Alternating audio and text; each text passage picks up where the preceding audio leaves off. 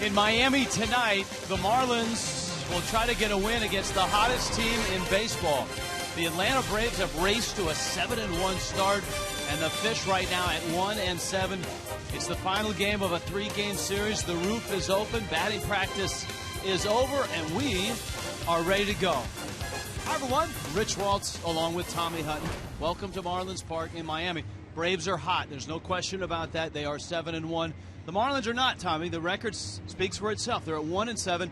Baseball is a game of numbers, and when you look at the numbers for the Marlins, it's pretty simple. Yeah, you talk about the Braves, they're clicking on all cylinders. The Marlins are clicking on a couple of cylinders, but not all of them. And I think when you look at the numbers, they bear things out. The starters' ERA is .256, third in the National League. The starting pitching has been tremendous. We'll see Alex Sanabria tonight. The bullpen has not. 14th in the National League with the ERA 6.5 above, and runs per game. We know how the offense has struggled, and we just haven't seen guys come up with big hits. The batting average with runners in scoring position is in that 160 range. In baseball, there's always a fear when you bring a kid up from the minor leagues that he'll have those wide eyes and be afraid and be nervous. That's never been the case with Alex Sanabria. Every time he's pitched at the big league level, he's pitched well, including his first start this year. When we saw him arrive on the scene a couple of years ago, yeah, you're right. He didn't have those big wide eyes. He was ready to go. He has that demeanor on the mound. He has good stuff, a sinking fastball that'll help him with ground ball outs. He'll use his breaking ball. He kind of calls it a curve. It's in between a curve and a slider. And then he has that very good changeup. He's coming off a nice outing against the Mets. Gave up 6 hits and no runs in his 6 innings. And so far, he's the only Marlins starter, only Marlins pitcher to win a game this year. All right, and Mike Minor, the lefty, who's been very, very good for the Braves, especially second half last year, gets the ball for Freddie Gonzalez. When we get back, who's on first? No, really, who's on first? We'll find out. Someone new there tonight.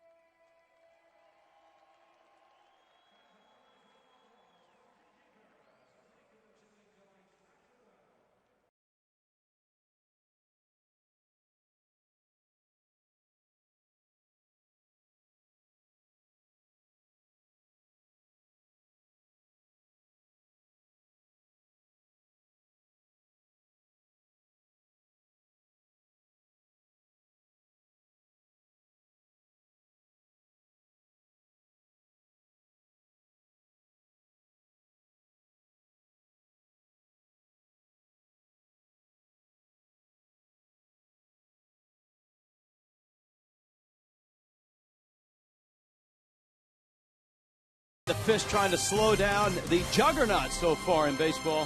The Braves at 7-1. A little change in the lineup. For that, let's head out to center field. Craig Minervini, Jeff Conine. Gentlemen. Rich, if you don't think baseball is a crazy game, look at what Chris Valaika is doing tonight. He told me today, Little League, high school, no matter what level, he's never played a game at first base, but I'll do it here tonight because he's a versatile infielder. He's got good hands, and there's an opportunity here from the right side. With a left-hand pitcher going tonight, Greg Dobbs getting the night off. So Chris Valaika, earlier today, taking a lot of work, doing a lot of work with hitting or Coach Uru, Perry Hill. I mean, this guy is the best in the business, and there's going to be a big transition for Chris Valaika. He's a middle infielder that's been throwing across the diamond his whole life. Now he's got to get that flip footwork to turn double plays to second base, especially going pickoff throws from the mound to go to second base, and especially the footwork around the bag. Well, that's going to be the biggest challenge for him. Ground balls are going to be the same. I mean, ground ball is a ground ball. Like yourself, a right-handed first baseman, which is not usually advantageous because they like the lefties at first base. But you were obviously great hands, and you made you played outfield also. But for Valaika, how big of a transition is this tonight for him? It is going to be a big transition because when you're a little nerve-wracking, especially when you're first playing first base, you look at that bag and it looks like it's really far away. So it's going to be tough positioning as far as ground balls. Yeah. He's got to get there early enough to be able to set up his feet to get those throws from the infielders. So it's going to be toying with his nut mind, I'm sure. And unlike an outfield position, maybe where you get lost for a few innings, he's going to be around the baseball at first base, one of the most active positions, and as he said to us, overlooked a lot of times. Especially defensively, there's a lot to it. It's a lot more complex, especially when the game is as fast as it is here in the major leagues. All right, can Alex Sanabia quiet the Atlanta Braves, go after his second win and the Marlins' second win? We'll have it for you. We'll see you on the postgame coming up.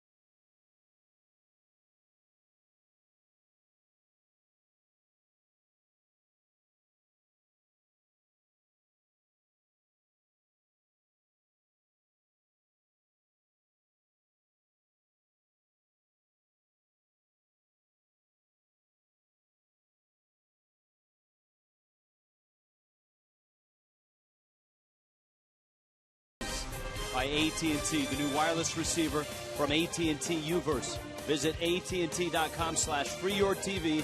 Rethink possible. And by Just for Men Auto Stop. Foolproof. Gray is over. Marlins Park ready to go. Alex Sanabia on the hill facing the hottest team in baseball. The Atlanta Braves are 7-1. Pinch-A-Penny brings you the first pitch, and Sanabia gets set to face Andrelton Simmons, the young shortstop for the Braves. And Simmons takes a fastball for a strike. Dale Scott calling balls and strikes with Bill Miller at first, C.B. Buckner at second, Todd Titchener at third. Sanabia's second start of 2013. His first start was his first major league win since September of 2010. Good job for Sanabia against the Mets, picking up that 7-5 win at Citi Field. An injury-filled 2011 and 2012. Driven to left, Pierre in, stops, now back and there, and makes the catch. And so Simmons hits it on the nose. Here are the Braves. Hayward had a night off last night. You could see he has struggled at the plate. You can't say that about Justin Upton or Evan Gattis. Dan Ugla, that's his name. He's at second base. Juan Francisco's at third. Chris Johnson at first base. Jordan Schaefer gets a start out in center field. B.J. Upton with a night off. And Mike Minor, the lefty out of Vanderbilt, is hitting ninth. And here is Hayward. He goes after the first pitch and pops it foul and out of play. We've said it a few times during this series. It's amazing that the Braves are 7-1 and impressive as well.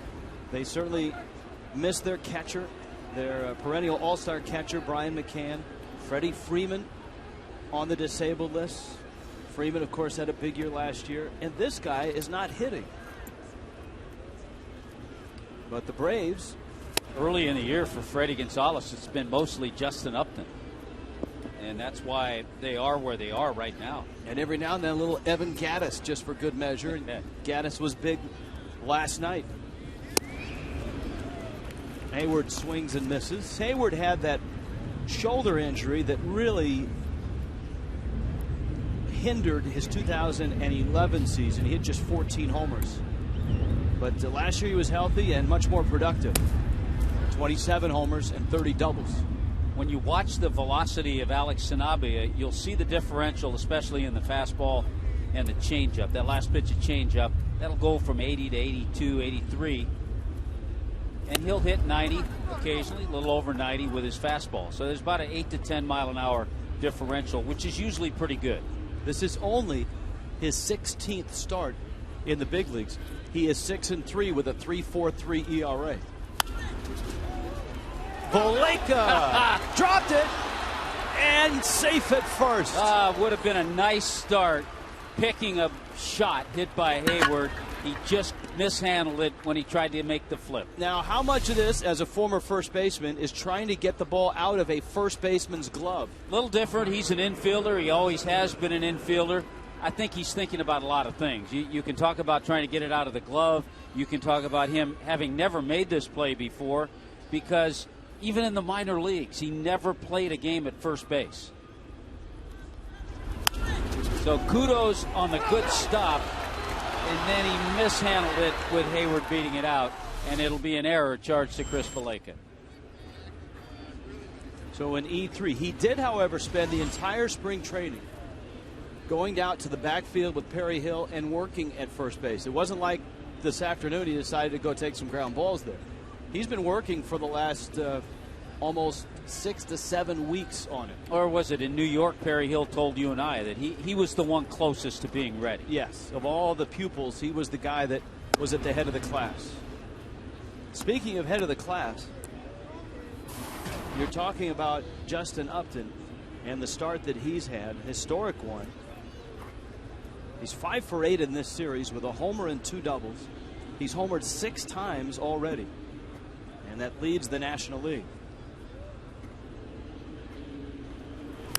It speaks to what we were talking about in that the guys in front of him, Hayward and his brother BJ, have not really been getting on base. He's got 3 doubles and 6 homers and just 9 runs driven in. Yeah, his brother BJ hitting 103. Sanabia to the plate. That one fouled out of play. And it's 1 ball and 1 strike. Upton crushed one last night. Doubled off the base of the wall in straightaway center field. And of course, he had a double, a homer, and 2 singles in a 4 for 4 night on Monday night. Sanabia ready. And a throw to first. With Valaika, and we'll watch his play at first base all night.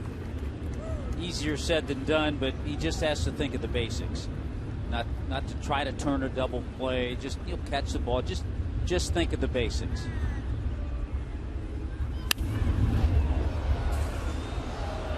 And it's an interesting mix, Tommy.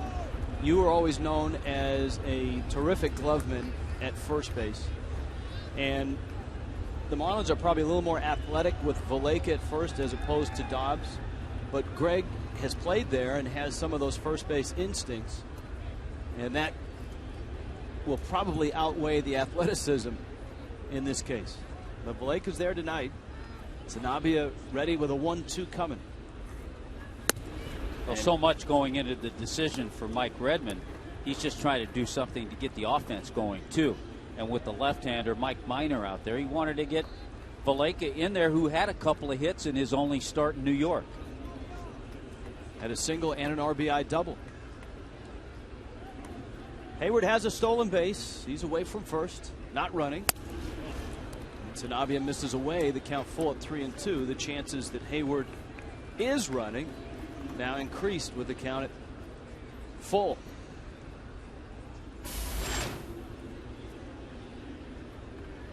Evan Gattis on deck. Hayward runs. And Sanabia misses outside. And so here comes Gattis, and here comes Miami's defense for the night. Well, we'll check on that defense. You already know who's playing first base. The defense brought to you by Cleveland Clinic with Pierre Ruggiano and Stanton in the outfield. Everything around the infield the same. There's Chris Valaika, his 36th Major League game, first ever activity at first. Miguel Olivo behind the plate as well.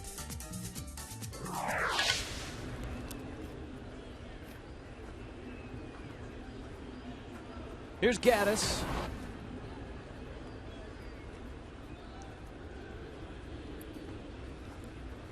Big night last night for Gattis. He set the tone with a 2-run homer in the first, and it was a changeup on the outside part from Wade LeBlanc. Not a bad pitch. Rolls it towards short. Might be two. Solano's turn in time, and he got hit pretty good at second base on the turn. But he hung in there, and that's what Sanabia did so well against the Mets. He stranded 8 Met runners in his 6 innings, and he gets a 6-4-3 double play. Marlins are coming up.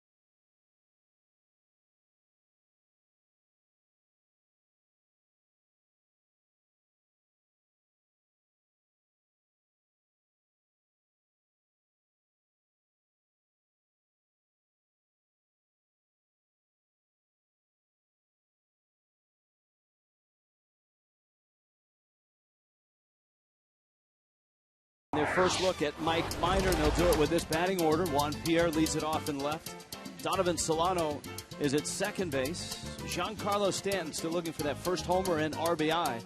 Hits third. Placido Polanco in the cleanup spot. Justin Ruggiano back out in center.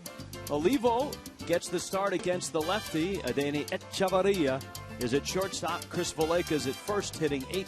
And Alex Sanabia is in the 9 spot. And this guy had such a terrific second half. He was one of the reasons, we talked about that with Chris Medlin last night, that the Braves were able to make that run in the stretch and get to the postseason, get to that wild card game. Juan Pierre against Minor. And Mike Minor throws a strike. Yeah, great second half for Minor. A great September. He was 4-0 with an 0.87 ERA in the month of September. 5 starts. So you're right, a huge part of their push in September. And a guy that really started to fulfill the promise of what the Braves had always hoped, because he was a first-round draft pick, 7th overall pick out of Vanderbilt. And boy, did he blossom, as you pointed out, especially in September. And he's picked up where he's left off. On Marlins Live, we were talking about the top 4 ERAs since the All-Star break. Medlin's in there, and Minor is in there, along with Kershaw and Cliff Lee, and all 4 have had terrific starts to this season. See that last pitch at 79 is changeup, and you also saw the pitch prior to that, the movement on his fastball. Pierre with the count, 3-2. Fastball banged foul and into the seats. It's another gorgeous night here at Marlins Park. The roof is off. This is, of course, game 3 of the homestand. And all 3 nights the roof has been off, and all 3 nights have just been incredible weather-wise. Thing about Minor, Rich, the fact that he's a draft pick out of college, out of Vanderbilt, as you pointed out, didn't have a whole lot of time in the minor leagues. Just 23 starts as a minor leaguer coming up in the Braves organization. Time called, and Pierre steps out. A 2009 draft. Little tapper. JP went out of the zone on that one, and Minor gets a ground ball. He got a lot of ground ball outs in that win over the Cubs. Let's check in and see what Freddie Gonzalez has changed around a little bit defensively. Brought to you by Cleveland Clinic. Upton's still in there. You knew that. Jordan Schaefer gets the start in center field. Hayward back in there in right. Francisco and Simmons. Dan Uggla, Chris Johnson, and Gattis has caught all 3 games of this series.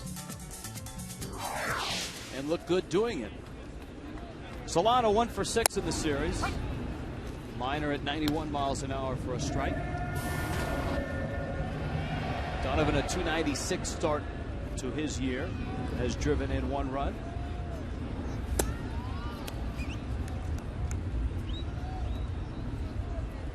The script for the Marlins and the Braves has been very similar in both games of the series. The first night, Braves with a 2-0 win. Solano chops it towards third. Francisco straightens up and throws him out. Great starting pitching by Paul Maholm in game 1. Then it was O'Flaherty and Kimbrel. Craig Kimbrel did not look particularly sharp on Monday night. Last night, Chris Medlin, 7 innings, didn't give up an earned run. Eric O'Flaherty came in, he gave up a run. And Kimbrel, who got his 2nd save of the series and 4th of the season, he did not look particularly sharp, but he got the save. And here is Stanton. Giancarlo 0 for 4 with 4 walks, goes after the first pitch and pops it up. Out behind second, Uggla is camped out there, and he makes the catch. And Mike Minor, on just 11 pitches, sets down the fish.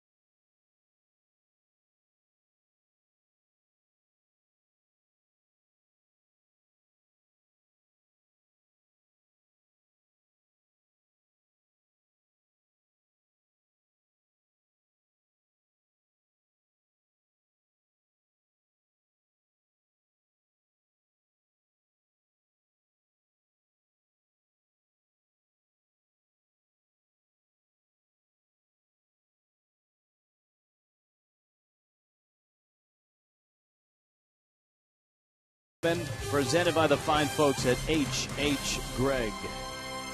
Alex Sanabia quickly working here. This is outside to Dan Uggla. Juan Francisco, Chris Johnson, also scheduled to appear in the second for Atlanta. Sanabia's changeup, and he'll throw the changeup to anybody at any time. Right-handers, left-handers, full count, 3-0. And I think you might see him use his breaking ball a little more to righties, because lifetime right-handers have hit over 300 against Sanabia. Lefties about 205, so it's kind of the opposite, mainly because he has that good changeup, which equalizes the lefties, and just an average breaking ball. He's gone changeup breaking ball to Uggla, another breaking ball, and he strikes him out. That's good. Uggla now 1 for 18 against right-handed pitching this year. So the damage that Uggla has done has been against lefties. His 2 home runs against lefties. And this is the slider, the breaking ball. Gets Uggla to chase it just off the plate. Here's Francisco, the third baseman for the Braves. He's 2 for 8 in this series.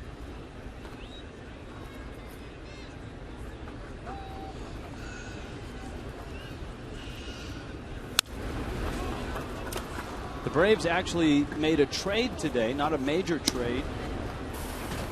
And Atlanta picked up a veteran right-handed pitcher, Luis Ayala, from the Baltimore Orioles in exchange for a minor league left-handed pitcher, Chris Jones.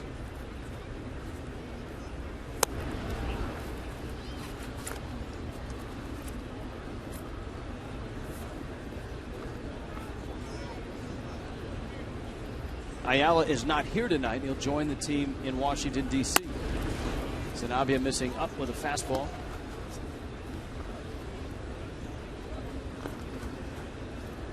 So more than likely somebody in that Braves bullpen will not be with them in D.C. That's the first meeting of the year between the Braves and the Nationals, the 2 teams that everybody expects to be neck and neck most of the year. I think the Nationals probably have gotten more publicity and more love nationally than the Braves have. There's that changeup. And the count 3-2. And that's a great example of Sanabia willing to throw that pitch at any time. He threw a 3-1 changeup. Let's see what he comes with. 3-2. Another changeup. And it's pulled foul. Saw the gentleman next to Freddie Gonzalez in that Brave dugout. Freddie's bench coach is Carlos Tosca, but that's a former scrappy little infielder, solid little player, Scott Fletcher. High pop-up. And it's Pierre who is in and makes the catch. So Sanabia looks sharp. Chris Johnson's coming up. And on Friday night, the Phillies will be here for a Fireworks Friday. You can pick up the Sir Pizza 4-pack and celebrate Dominican Heritage Night at the ballpark. And then stay after for a fireworks spectacular and a concert on the West Plaza with Oro Solido. Go to Marlins.com for tickets.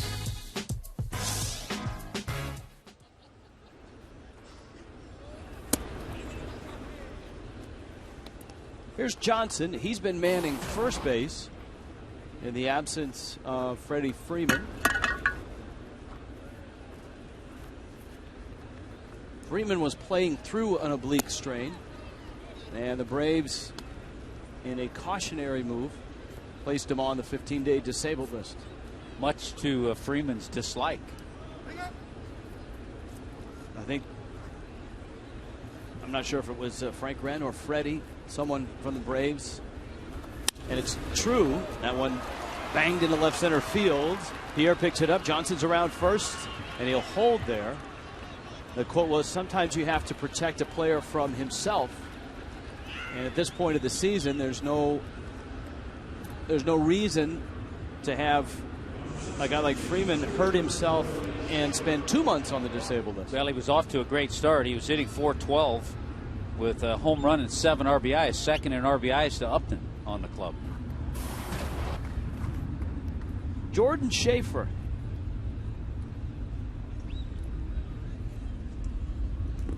a guy that you're used to seeing in a Braves uniform. He pulls a ground ball by Valaika into right field. Stanton picks it up. Johnson will stop at second base. Good throw by Stanton. And Schaefer, who spent last year with the Astros, is back as a reserve outfielder for the Braves. He's a guy a few years ago everybody thought would be a starting everyday center fielder. It really hasn't worked out that way for him, but he's a solid extra outfielder. He gets some speed for you when he's in the lineup, and he can chase him down in center field. Well, the Braves have first and second, but there are 2 outs and the pitcher's up. Here's Minor.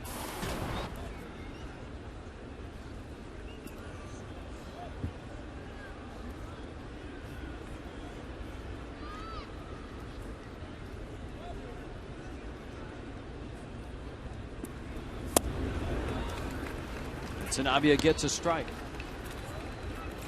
In Sanabia's start in New York, he did not have a 1-2-3 inning, but he threw 6 scoreless.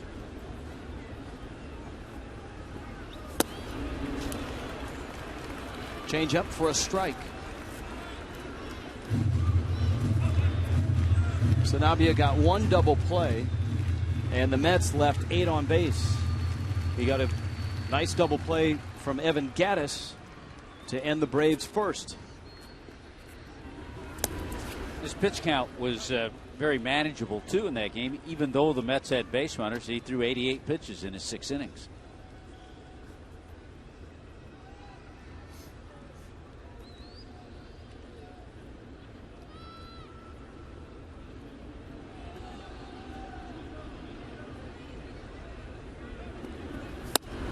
And he strikes out Mike Minor. So typical Sanabia, runners get on base. Sanabia buckles down and gets out of the inning.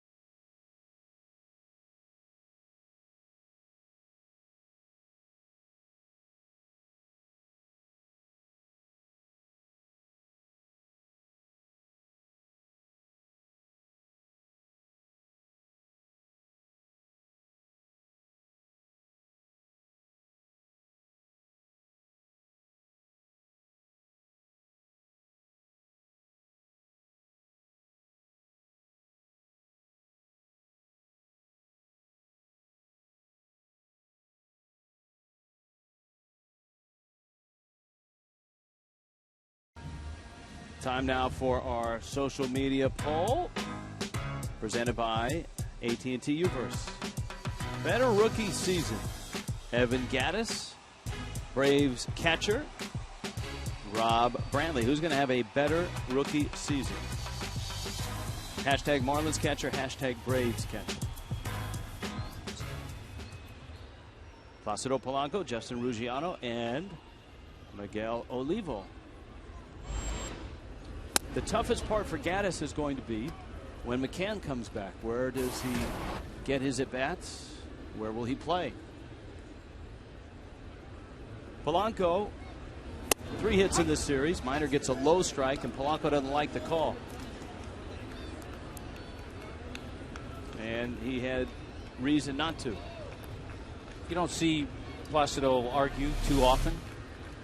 So you get the feeling when he has his say to an umpire, he usually has a pretty strong case. And he bangs that one down the left field line into the corner, all the way to the wall. Polanco into second with a double. His second double in as many nights. 5-game hitting streak now for Polanco, and here's an opportunity.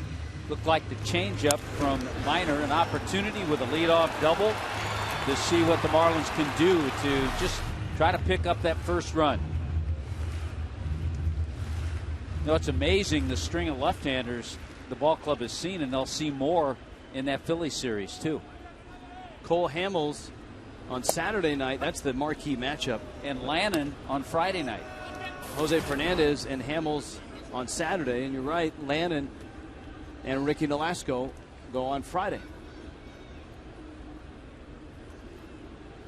0-1 to Ruggiano. Polanco.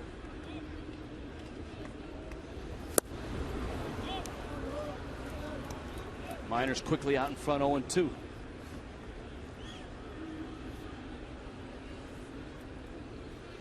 Ruggiano 0 for 4. Got the start in game 1 of the series.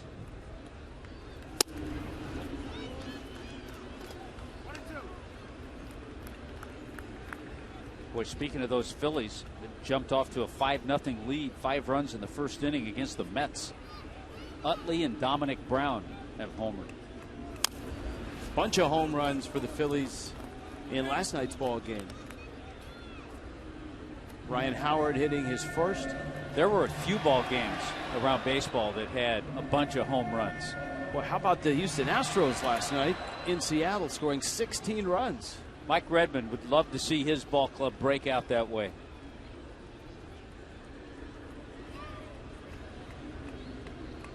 One-two coming.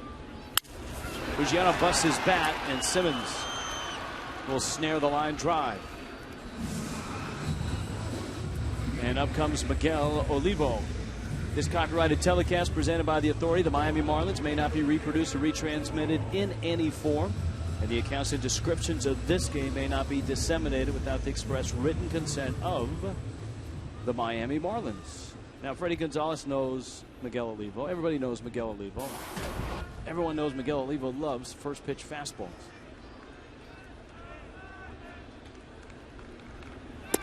And so he gets a changeup that floats outside. That's why you have to read that disclaimer quickly if Olivo is coming up. Because if he gets that first pitch fastball and you're still reading, he's swinging. He doesn't care.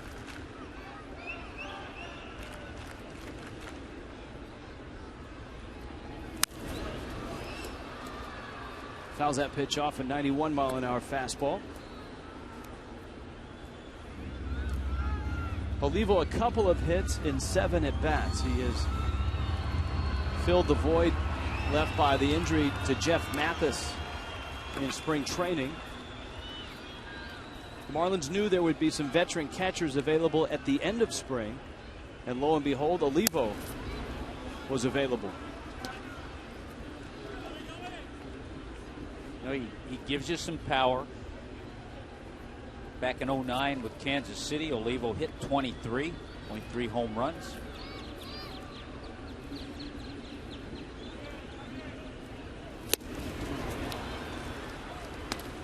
Couldn't stay off that changeup. 2-2. The other thing that Freddie and the rest of the league knows about Miguel Olivo, he doesn't walk much.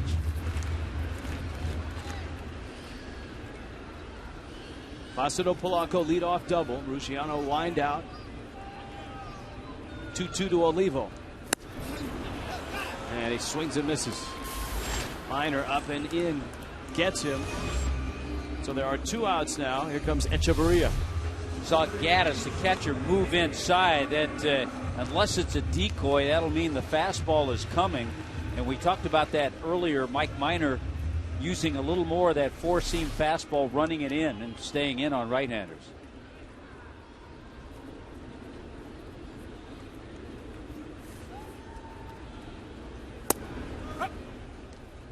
Echeverria had a run on the road trip of 3 games where the ball really jumped off his bat. He was spraying line drives.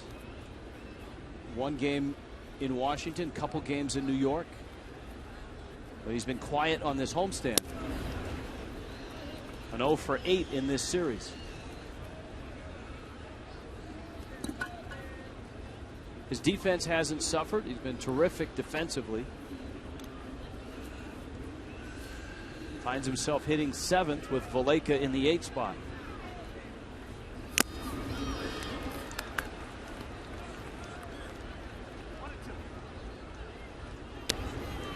One and 2. It's a fine line. You were talking the other night about Tino Martinez and how he's tried to tweak a couple little things, but you don't want to put too much on Echeverria because he's been playing such good defense. Minor spins one up there, misses up. It's 2 and 2. There's Constantino Martinez. 16 years in the big leagues, 339 home runs, 365 doubles. He only played in 99 postseason games. 2-2.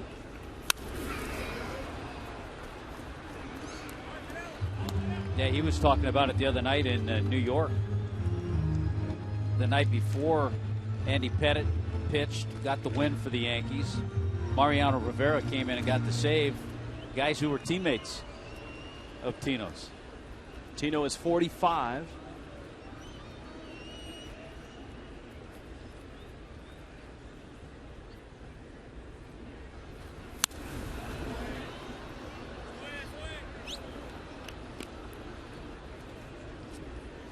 Echeverria trying to hang in there with a count 2 and 2. One of the differences as you look at the velocities, Minor's change up a little harder than Sanabia's, but that's because his fastball's a little harder.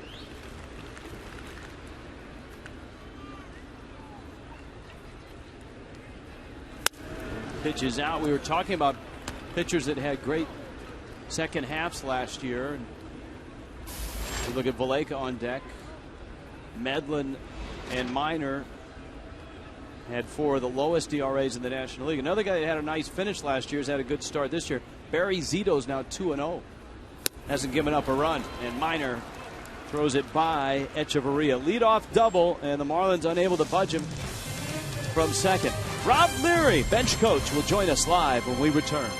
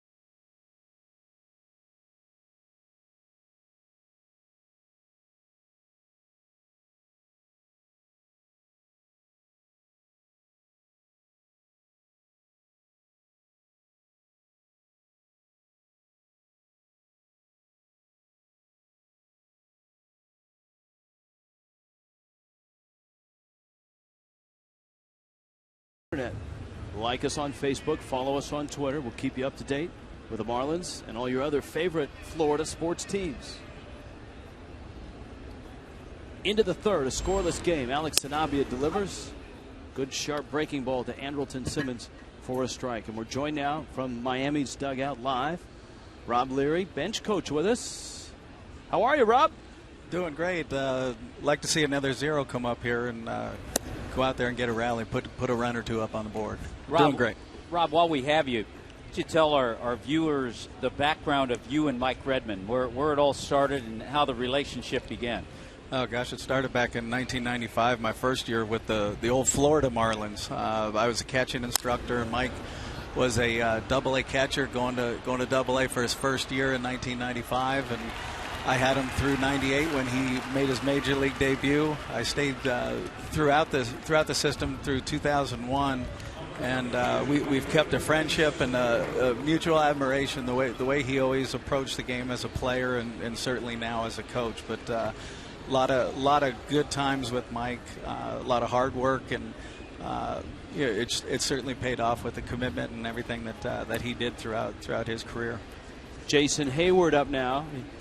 He reached on an error by Chris Valleca back in the first. How has the skipper and the rest of you guys down there, have you guys handled this start? It's obviously not been what you had hoped for in terms of wins and losses. Sure, no, we'd obviously like to be 6-1, 7-1, whatever, and but no, we know that the guys are out there. They're playing hard. They're working. We're getting our work in day by day. We've seen some really good play out of everyone really from time to time. We just we haven't managed to put a lot of complete games together and to win a couple more ball games. Hayward up there right now. For you as the bench coach, how do you? Here's the 2-1 pitch, liner, and it's caught there by Donovan Solano. How have you and Red worked together? I mean, this is a learning curve not only for him, his first year as a big league manager. It's a learning curve for you as well. No, it certainly is. I've been in the American League through the minor leagues and then a couple of years in Boston, so it's getting used to a whole new league and seeing the National League players, and then being here coaching and Mike managing the National League game. There is a period of adjustment for sure, but we've got a lot of great information. We have tremendous staff here that everyone's really pulling together, and great communication amongst us, and we're doing really well. We're working really well together and enjoying it. We need to have you on more often. That's Sanabia's first 1-2-3 inning of the year. Well, anytime, but no, enjoyed that one, and we'll try to go put a run or two on board. All right, thank you, Rob. Thanks, Rob Leary, Miami's bench coach. 8 pitches.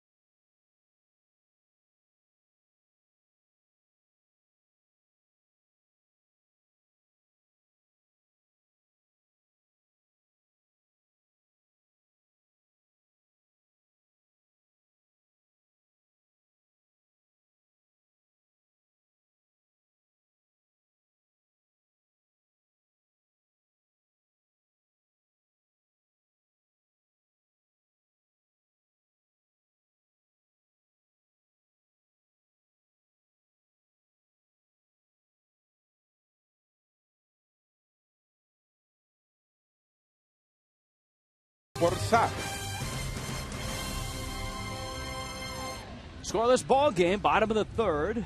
Alex Sanabia and Mike Minor matched up here. And it's Minor who will face Chris Valleca, Sanabia, and then Juan Pierre. Minor pitched around a leadoff double in the second by Placido Polanco. He busted Justin Ruggiano's bat on a line drive out and then struck out Miguel Olivo and Adeni Echevarria. And here's Valleca, 2 for 4 in his only start of the season. That was at third base. He's at first base tonight. And he takes 2-0. Valleca, 27, out of the Reds organization, was their minor league player of the year in 2008.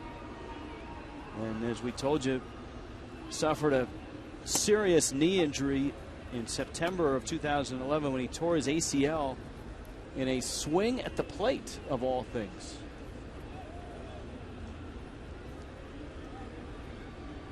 Subsequently, he played in just 85 games last year in AAA.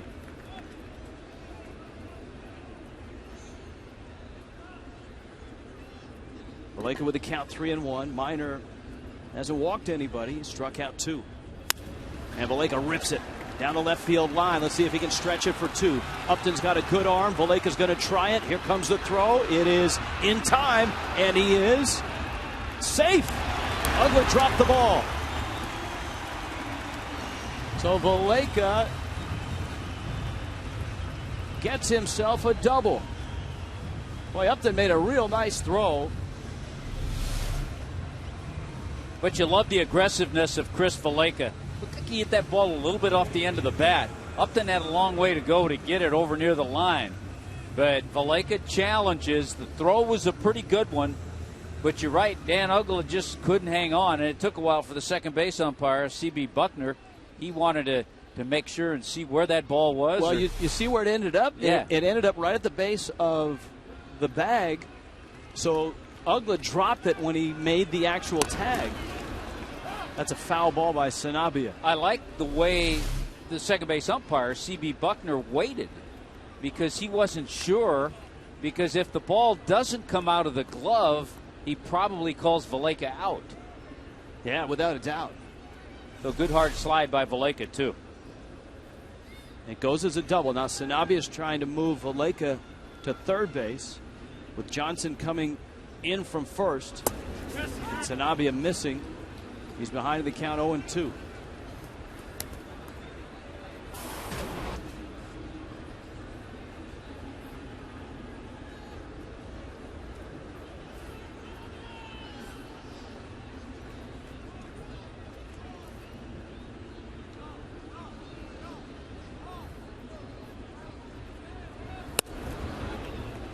These are those situations, excuse me, Rich, that the Marlins have had trouble in getting some bunts down, getting some runners in, and yet another opportunity here with the leadoff double to see what Sanabia can do. And I'm sure he's bunting again, even with 2 strikes. That certainly was a struggle last night in the 9th when they got the leadoff runner and the tying run aboard.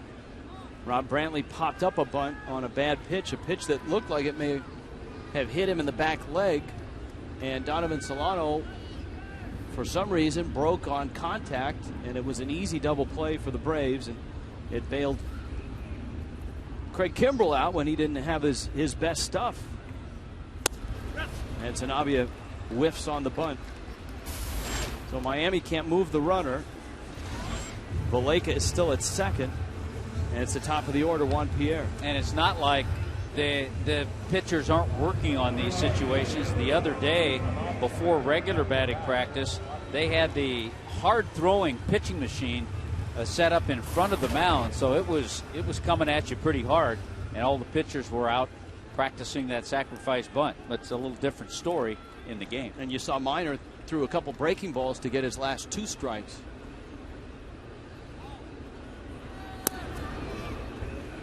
And many a bunter will tell you that bunting a breaking ball is not easy. It's easier to get something straight.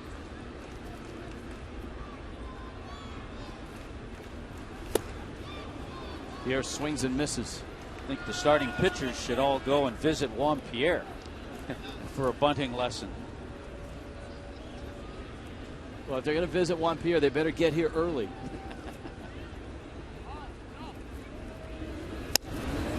It's a good pitch by Minor. That almost looked like a cutter or a slider. Right on the black, and it's 1-2.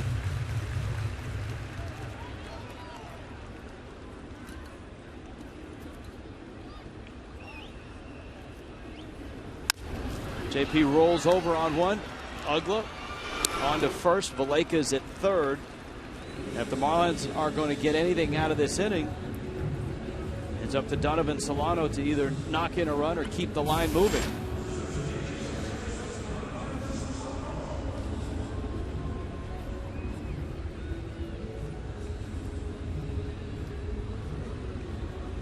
One for 7 in the series, but Donovan did some damage against the Braves last year.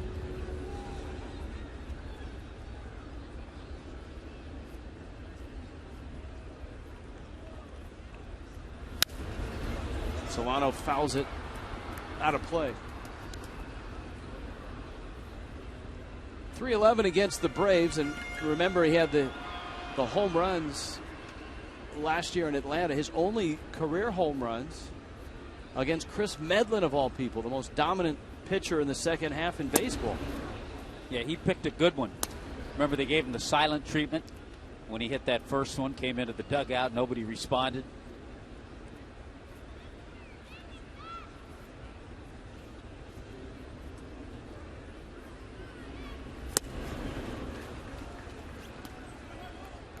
Minor's terrific about moving the ball in, out, changing speeds, taking a little off. You can see why he was so good in the second half of 2012. His 1-2 in the dirt, and Gattis saves a run as the White Bear smothered it. Well, Minor was a teammate at Vanderbilt, teammate of David Price's of the Rays. Price gave him the nickname Mike the Spike. I like the White Bear better. Yeah. I like Gattis' nickname. Yes, that's what I mean. Yeah. The White Bear. El Oso Blanco. 2-2.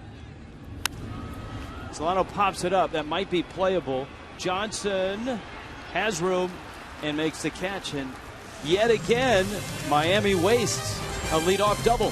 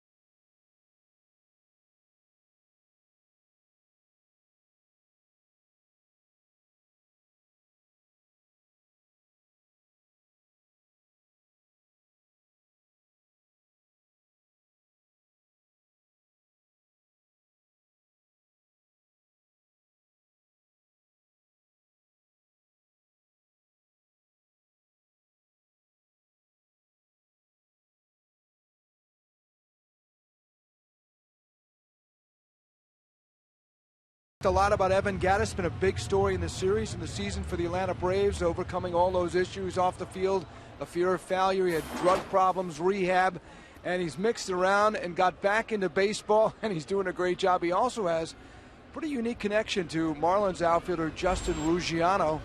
Gattis actually was chatting with Ruggiano before the game here tonight and told Justin, I almost played baseball with you at Texas A&M. Gattis wound up turning down a scholarship, but he said, I did have lunch with Ruggiano. Justin didn't remember that. But they also played at the same school at junior college. Ruggiano said, I played at Seminole State, not realizing that Gattis would play there later in his career, and he rips another one off the glove of Echeverria for a base hit. Now, the other thing about Gattis is they both signed for $1,000 when I was talking to Justin Ruggiano. Now, he's such a humble guy. As we mentioned, he was a drifter for a while. He was a valet guy, a cart boy, traveling across the country, a janitor. This is his Twitter account picture, and it's from his days as a facilities service technician, otherwise known as a janitor, in Dallas. This is after high school again, after he decided not to play college ball at the big-time level. He has 12,400 followers and only 63 tweets. Last tweet back in early March, but as you guys mentioned earlier, terrific interview. Allison talked with him last night. We talked with him today. He's a stand-up guy, and you root for him, and so far so good for Evan Gattis. It will be interesting. I believe Brian McCann's in his contract here, and we'll see if Gattis can keep it up, what the Braves might do. It's certainly a terrific chip, if not a great player for them. Guys? How many janitors have business cards? That's pretty impressive. That's right. Ugla takes down low. How many janitors have gotten to the big leagues? Well, he was also a ski lift operator, and he worked at Yellowstone Park. Here's Ugla. Now, of course, the little wrinkle in that story on Ruggiano's side is the $1,000 he got to sign came with the promise that he would let the scout who drafted him, along with his scout buddies, hunt on his ranch. Ugla swings and misses, and we apologize for Daniel's language there. But anyways, Ruggiano, no one was going to draft him. There were some scouts that kind of liked him, and he struck up a relationship with the Dodger scout, and the Dodger scout says, look, I'll draft you and I'll sign you. But he knew that Ruggiano's family had this big ranch in Texas that had great hunting. But you're going to have to let me and my scout buddies come hunting on your ranch. And so that was the deal, $1,000, and the scouts got to go hunting. Who said deal? I think he was 25th round.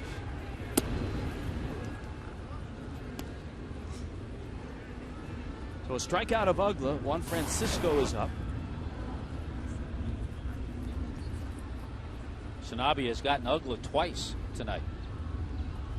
Gattis at first.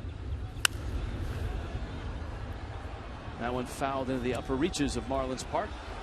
Cholula hot sauce spotlight player, Dominican Republic. Grew up a Red Sox fan. Manny and Big Papi.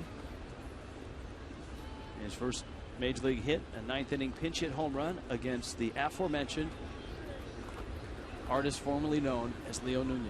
We had a tweet last night asking us about Juan Oviedo as to his whereabouts. We got to do a little research. Our crack staff is looking into it. I do remember reading in spring training that he was with the club in the spring, probably on a minor league deal. But we will look into Juan Oviedo.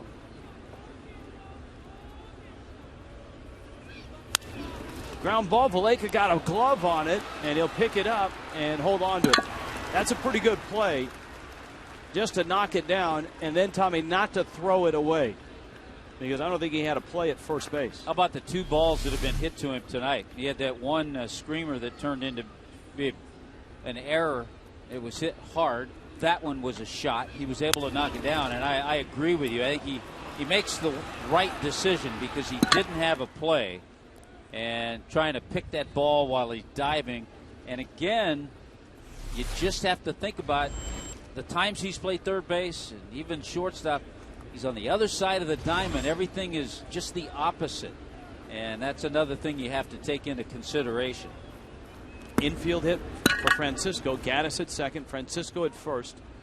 And here is Chris Johnson, the pride of Naples, singled in the second. He's got 4 hits in the series.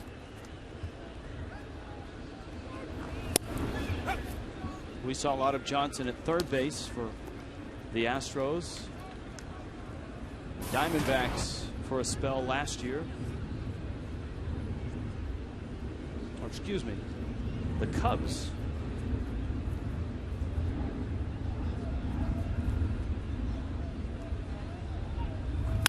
Johnson sprays that one up the middle. That could be two. Echevarria turns it in time. There's Sanabia getting out of an inning again. Second double play that Sanabia has rolled. And Alex has got 4 more scoreless innings in the books.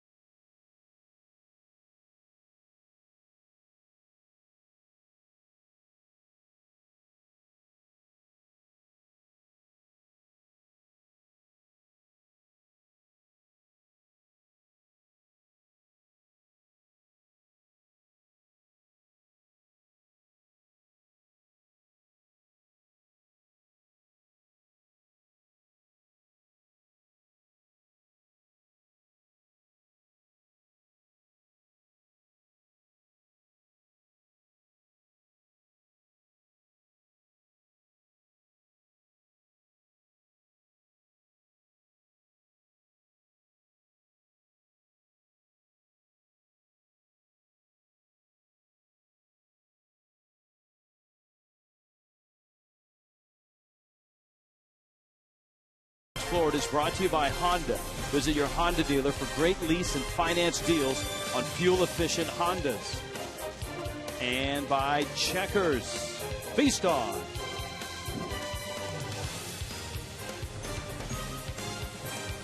The theme has continued for the Miami Marlins in the Cleveland Clinic 4th inning. Terrific starting pitching. And the Marlins starting pitching has been some of the best in baseball to open up this season. But a real struggle to drive in runs. Miami has had opportunities.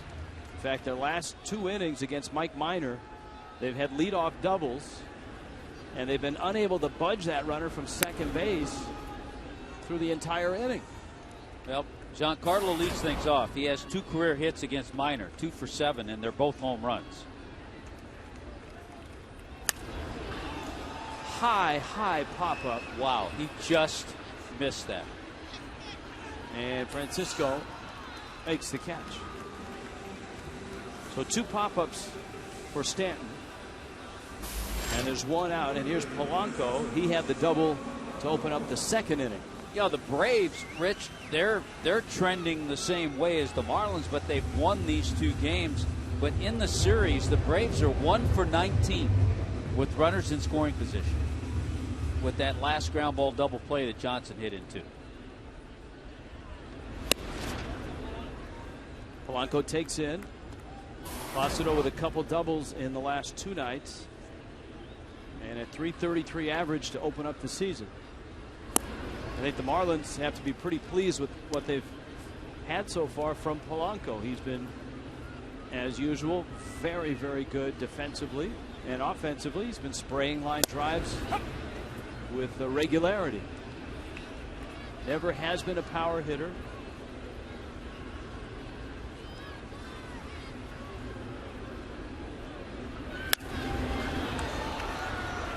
That one in the air to center. Schaefer is in. Jordan Schaefer makes the catch. It's a Wednesday. If you're coming to a Wednesday game, you can save up to 60% with the Chevron Crazy 8s ticket offer. Fill up at a participating Chevron to get $8 home run porch or $18 home plate box tickets. Visit your local Chevron or Marlins.com Chevron for details. Restrictions apply. Good hands down there by Joe Espada. talked about the defensive play of Polanco. Polanco has not made an error.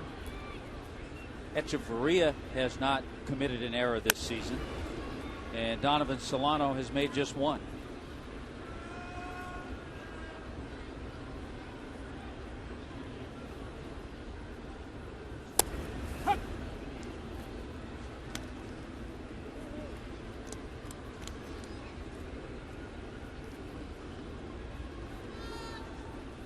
One-two pitch to Ruggiano.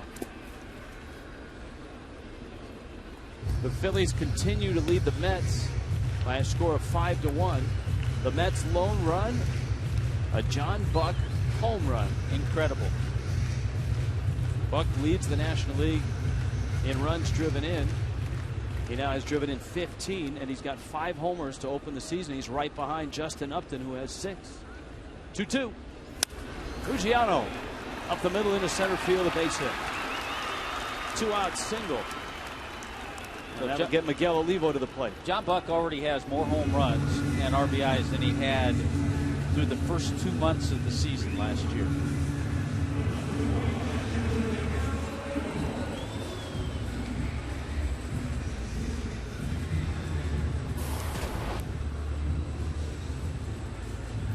Olivo struck out on a 2-2 fastball that was up and in, with a runner at second and 1 out back in the second. Ruggiano a threat to run. Olivo goes after the first pitch. Out to Jordan Schaefer, who makes the catch. Scoreless in Miami. We're back after this sports injury prevention message from the Cleveland Clinic, Florida.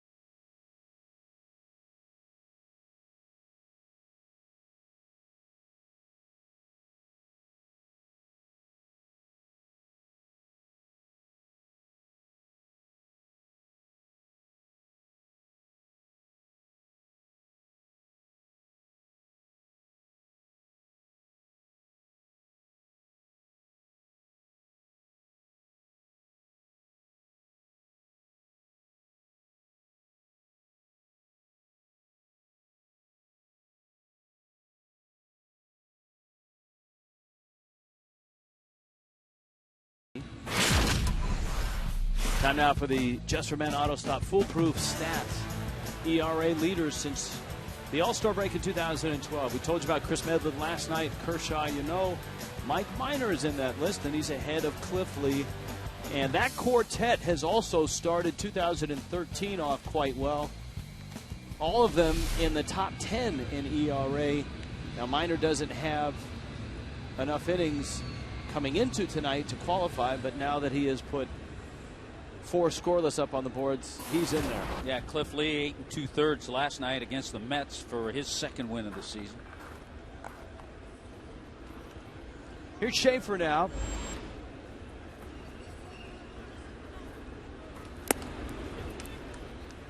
And strike one from Sanabia. Schaefer, Mike Minor, Andrelton Simmons. Top of the 5th. Scoreless game. Sanabia's been outstanding. 2 double play balls. 1 in the first, 1 in the 4th. 3 strikeouts and a walk. You know, our first look at Alex Sanabia was in 2010. Drag bunt and a good one. Sanabia picks it up. Well, actually didn't pick it up. Schaefer beats out a bunt. And had he picked it up, he still would have beaten out that bunt. Just perfectly placed by Schaefer, who's 2 for 2.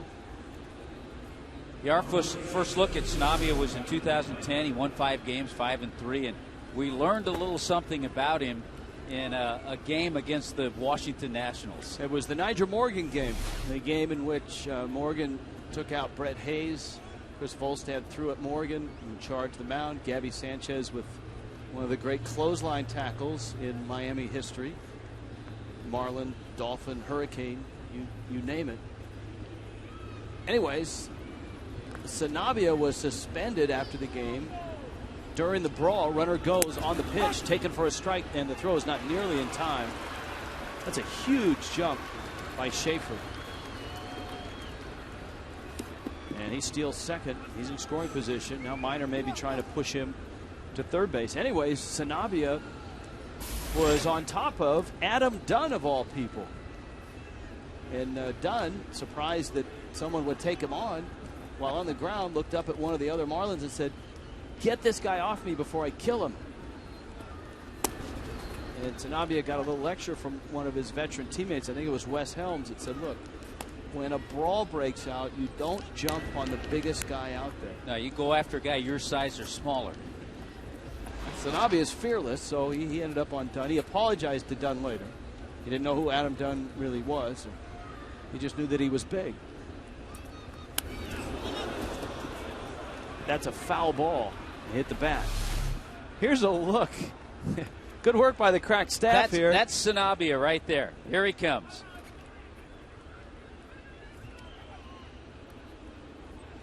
And he is in the middle. and then he's on top of Dunn, and somebody, there he is. There's Dunn. Oh, there he. That's it. No, he has no fear. He went right in after him. But you can see that Dunn was one angry guy.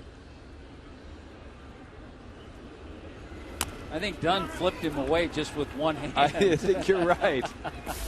Like swatting flies. He ejects him. And all of a sudden he's ejected from the scrum. Right, so there's Dunn. And whoop, there goes Sanabia.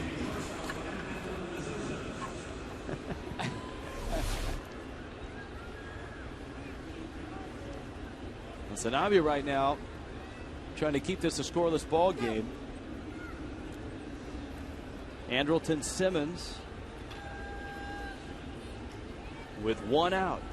So the Braves failing to move the runner over to third in that bunting situation for their pitcher, Mike Minor. Olivo out to chat with Sanabia, either about pitch selection or to change the signs up with Schaefer at second base. One of the things that Andrelton Simmons is working on is a very similar toe tap in his approach that we used to see over the years from Chipper Jones. Kind of brings that front foot back and takes that stride and lands it softly, a little tap as he takes it back.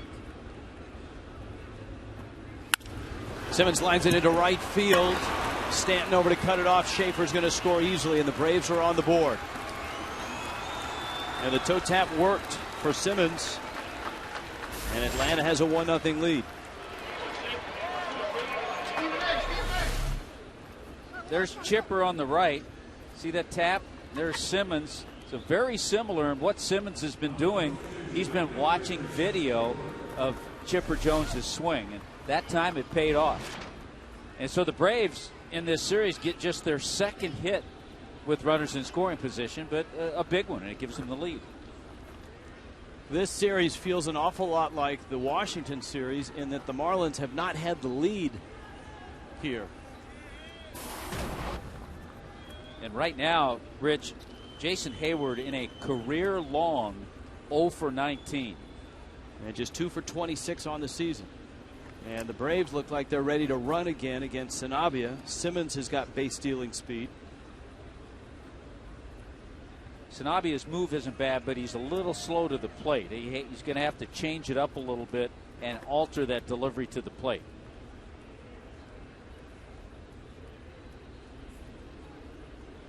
I think an example of a right-hander on the Marlins staff who has become very good at that is Ricky Nolasco.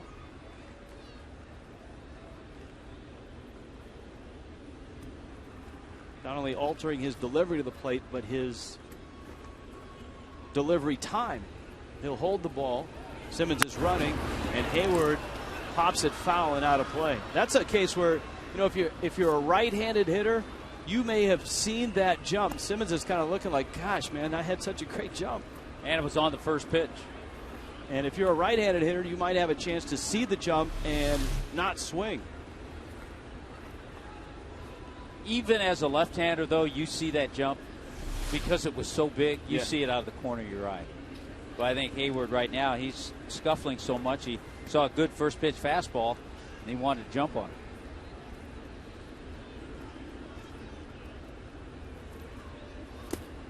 A one pitch in the dirt. Olivo smothers it. South Florida Honda dealers drive Marlins live. Allison Williams in the big chair on Friday with Jeff Conine.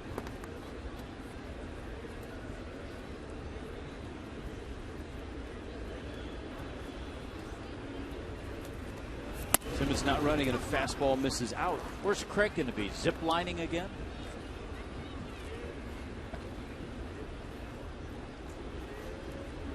Counts 2-1.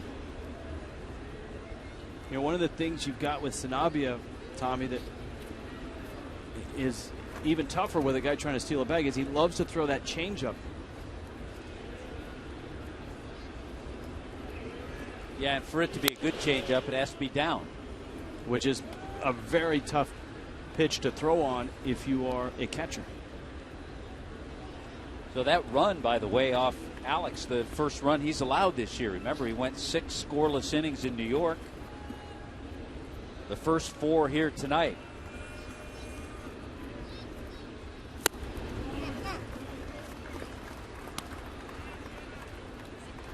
Good hitters count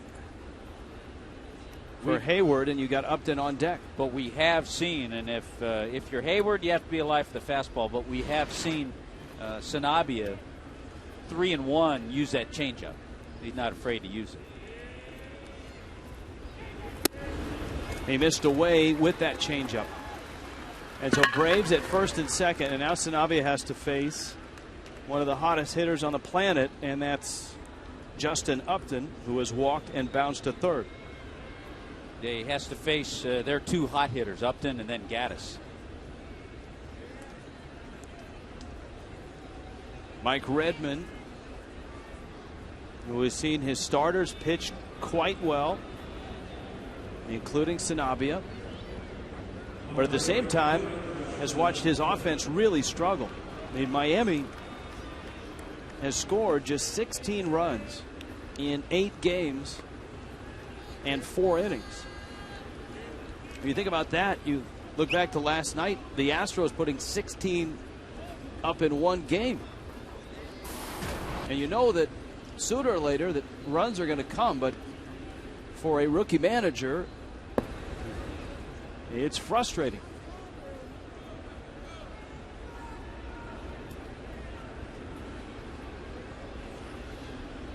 Got good speed out there. And Upton fouls one back. It reminds me of a quote that Mike Redmond said he used to use to his minor league clubs when they were really, really struggling. And he would tell them, "Don't make me activate myself."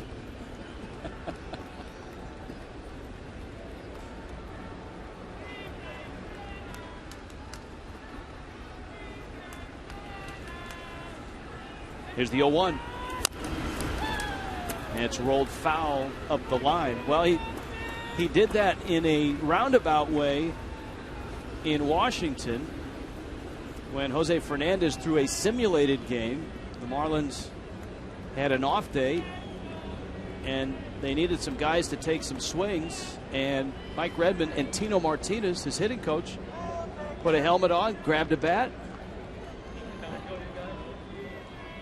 Redmond said he felt like he could flare one out to right field, where he usually found a lot of hits when he was playing. Yeah, he found that red zone, I think, out there.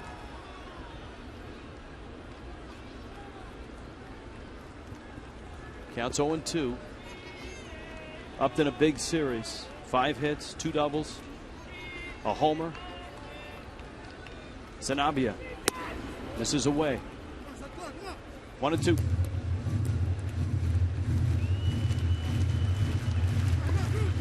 Alex Sanabia out of Chula Vista, just south of San Diego. 24. And a guy that had to earn it to get here, a 32nd round draft pick. Needs a ground ball. Gets a fly ball. Ruggiano is there, and he makes the catch. The other thing that the lack of offense does, it even puts more pressure on that starting pitcher, because you're a starting pitcher and all of a sudden you go out there and you feel you can't give up a run or two because your offense isn't going to help you out. So it puts even more pressure on that starting pitcher. We've seen that happen. Kevin Slowey's gone out there. His 2 starts, the Marlins haven't scored in either of those starts, and he's pitched certainly well enough to win both of those games. Well, Slowey, it goes across Marlin lines to the Twins era, because Slowey, remember the year he was 0-8 with the Twins? He had the lowest run support in the American League. And since that time, he's had the lowest support in baseball, including his Marlins starts. And so it's Gattis now, who banged one into left field for a hit in the 4th, but rolled into a double play back in the 1st.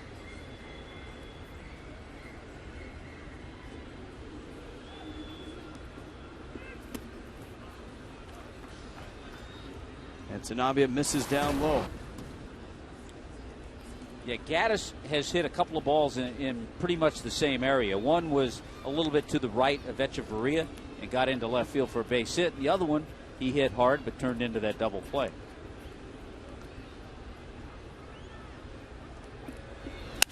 Gattis hammers that one left field. Pierre goes back, looks up, and it's gone into the Clevelander.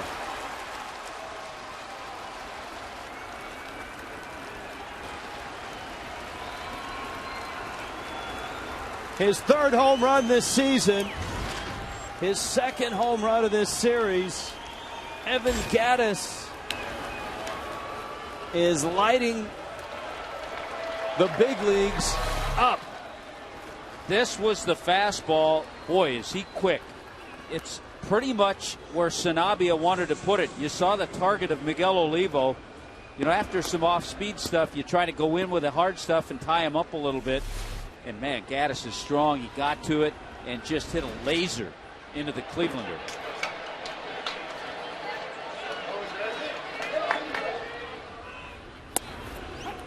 And so Sanabia, who was an out away from getting out of it, now sees the Braves pour across 4 runs here in the 5th.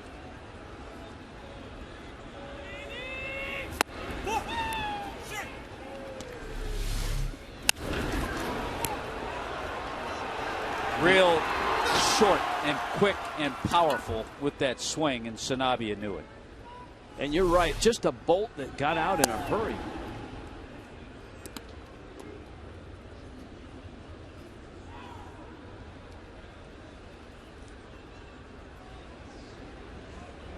So here's a 1-2 to Ugla.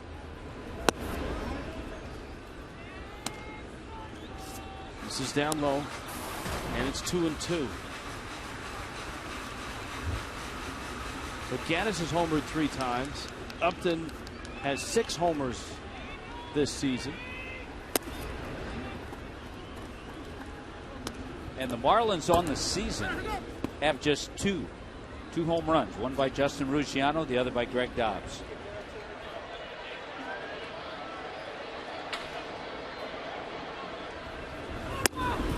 "14 home runs as a team for the Braves.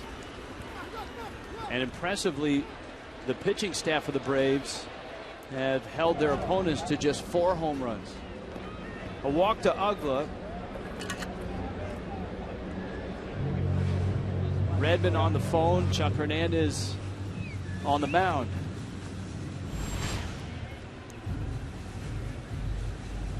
You can see the pitches by inning. I think the key hitter in this inning was Jason Hayward. As you pointed out, Hayward mired in a prolonged slump. Yeah, career high, 0 for 19.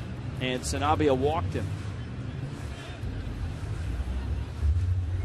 And that came after the Braves had just scored their first run. Simmons had that base hit into right field with an RBI.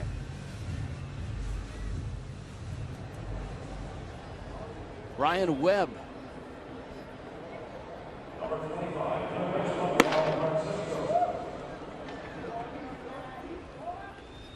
Juan Francisco now. Francisco popped out. And an infield single.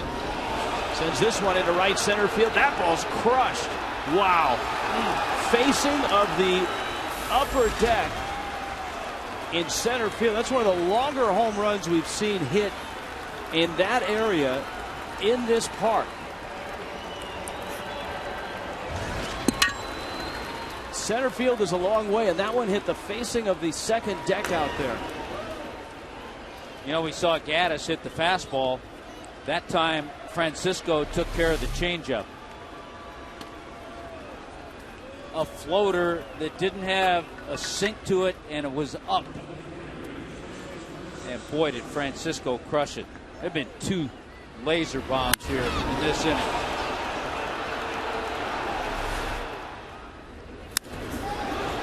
That one is sent deep. Ruggiano should have room, and he does. And he makes the catch. The Braves go deep twice. Evan Gattis a 3-run shot. Juan Francisco a 2-run homer. And Atlanta has cracked this game open. 6-0 Braves.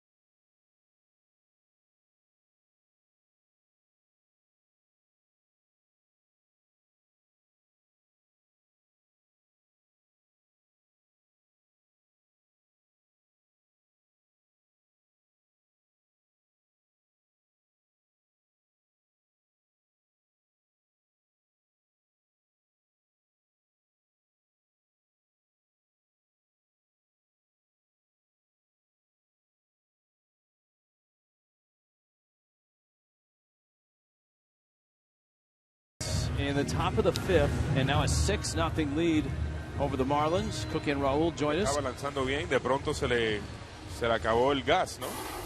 Bueno, dejó esos lanzamientos ahí en el medio del plato y tremendos cuadrangulares que le han dado, sobre todo Gattis y después Francisco. I think what Cookie is saying is that was a long home run. It sure was. Hey, that's a laser home run in any language. I think that one came down in Hialeah. That's one of the longest home runs I think we've seen hit at this ballpark. I agree with you. I told Raúl, I said, that's a Stanton-type home run right there, you know, from Francisco. Unbelievable. Echeverria's up right now. And Echeverria takes up and in.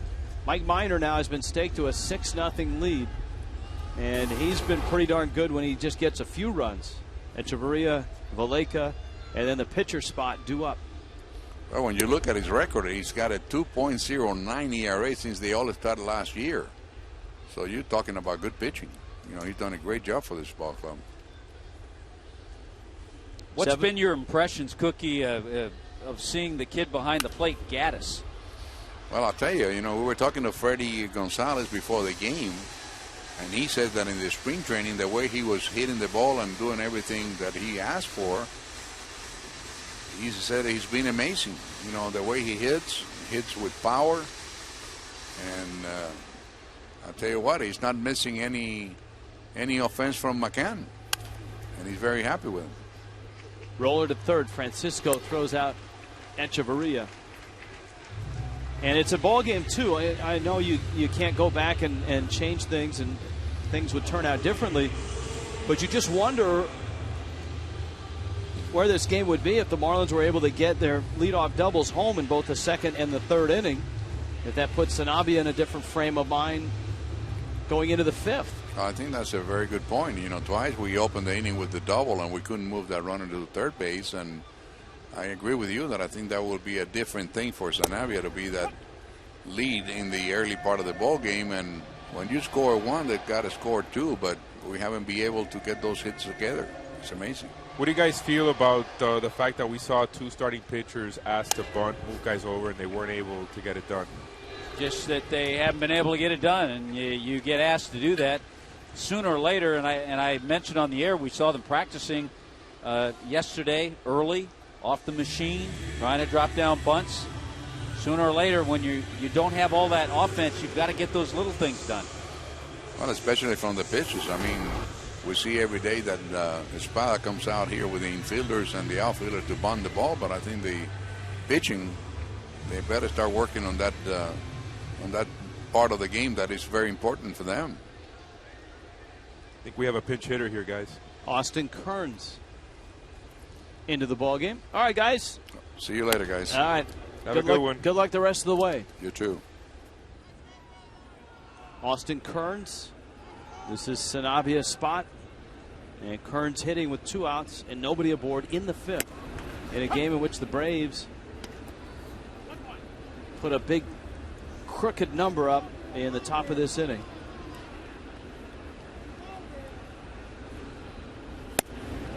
The first 2 games of this series, tight ones. 2-0 Braves in the first night, 3-2 last night. But here,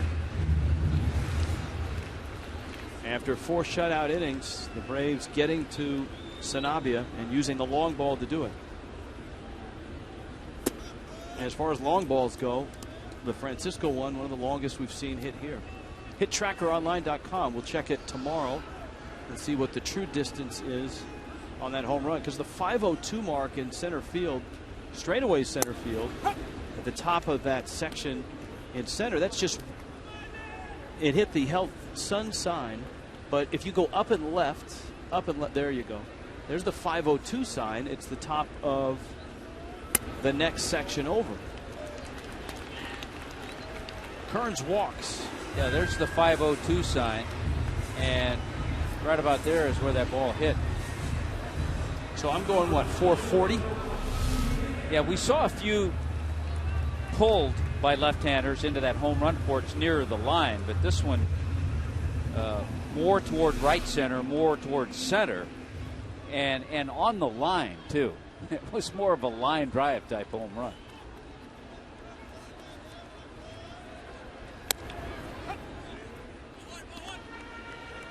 Pierre takes a strike. Juan Pierre 0 for 2. He's bounced back to the mound, and he's bounced to second.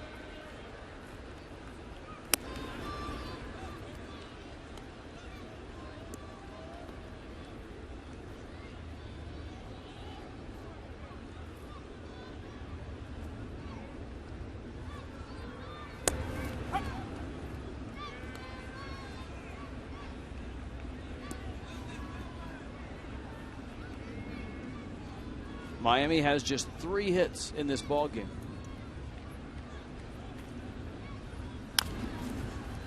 A little tapper. Gattis pounces on it and fires to first. Miami leaves a runner. Mike Minor, 5 shutout in the books. 6-0 Atlanta.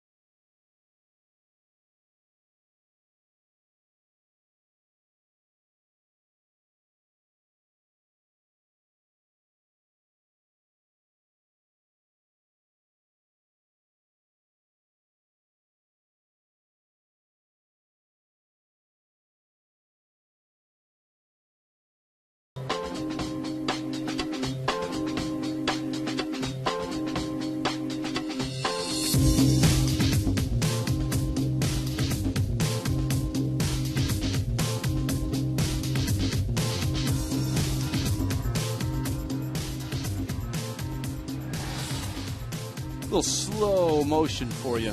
Marlins Park in Miami. Rich Waltz, Tommy Hutton, Craig Minervini, and Jeff Conine. And we've watched the hottest team in baseball for the last 3 nights, and the Atlanta Braves have done a little bit of everything in this series. The power has come out with a couple of home runs in this ball game. They've pitched incredibly well. Ryan Webb on for Miami. Mike Minor has gone the distance for the Braves.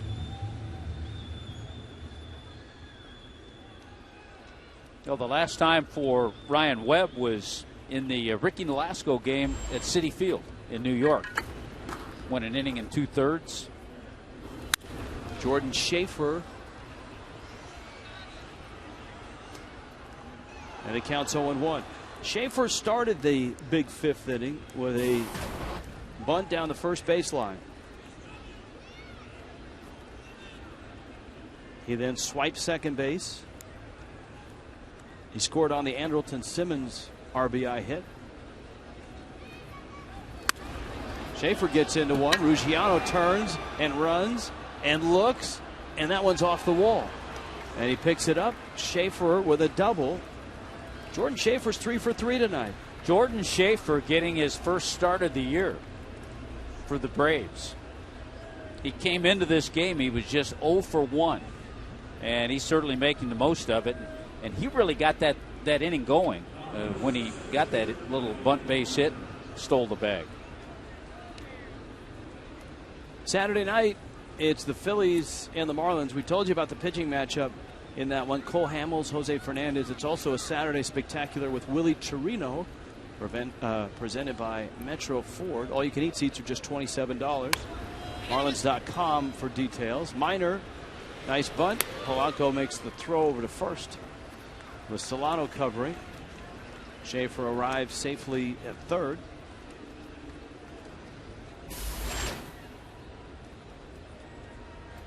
And here comes Andrelton Simmons.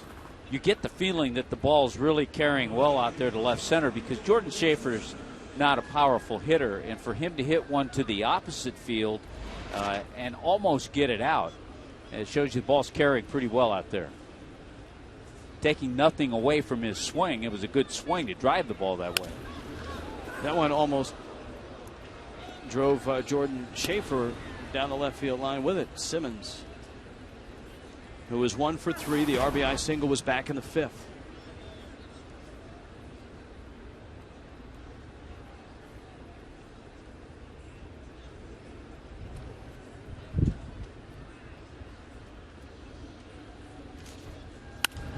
Breaking ball line to center, deep enough with Schaefer's speed, and Ruggiano makes the catch. Schaefer will score easily. Simmons has had a nice night. He delivers his second RBI. And Atlanta's lead is stretched to 7-0. Now this inning, the Braves accomplishing a couple of little things. They got the leadoff double, but then they got the nice sacrifice bunt from Mike Minor to get Schaefer over to third and allow Simmons to hit that sacrifice fly. Here's Hayward now, with the bags empty, and again that was a key at bat in the 5th. Sanavia walking Hayward with 1 out. He would get Upton to fly out, but then Gattis hit a 3-run homer, and it was on because 2 batters later Francisco would hit a 2-run homer.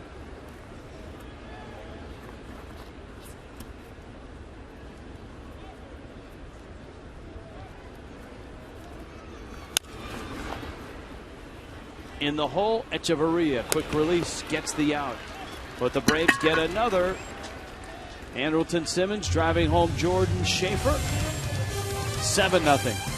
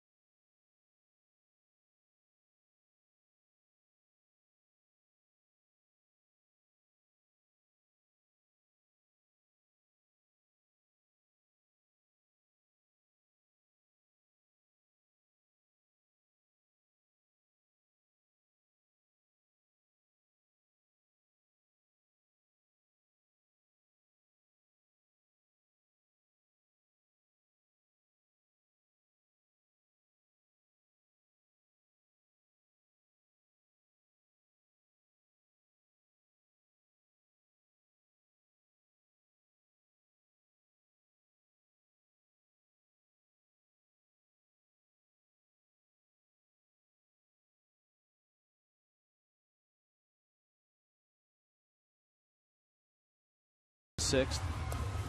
In Miami tonight, Firestone Complete Auto Care Extra Mile Index. Marlins starters ERA through 8 games. 2.56. Look where they've finished when they've had great starts. The latest was 2009. Now that ERA will take a hit tonight with Alex Sanabia giving up the 6th spot in the 5th inning. Minor goes to work on Solano. Donovan Solano, Giancarlo Stanton, and Placido Polanco. Saw that shot of Chuck Hernandez, Marlins pitching coach, talking to Ryan Webb. Chuck, I know when you talked to him before the game, liked what he saw certainly from Sanabia in New York. He hadn't seen a whole lot of Alex Sanabia because remember, he was sent to minor league camp about halfway through spring training. Yeah, he obviously has to be pleased with his starting pitcher's ERA. 2nd in the National League coming into play tonight.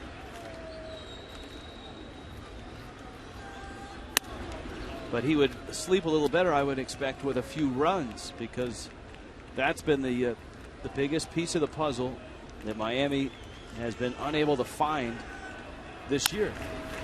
Ground ball up the middle into center field. Solano sends one into center.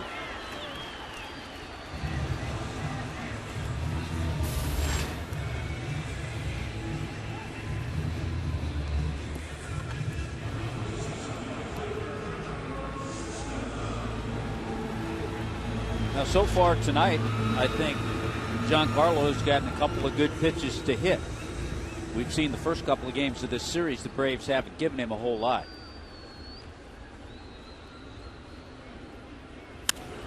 Stanton, a deep fly ball, left field, way out, but foul.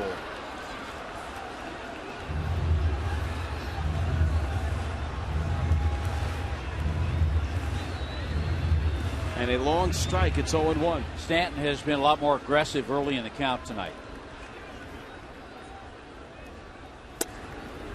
See Gattis just before the pitch is delivered, he tries to throw that target up. He wants that high fastball. That ball, foul ball, found a Cuban sandwich down there in the Taste of Miami. Breaking ball misses down low.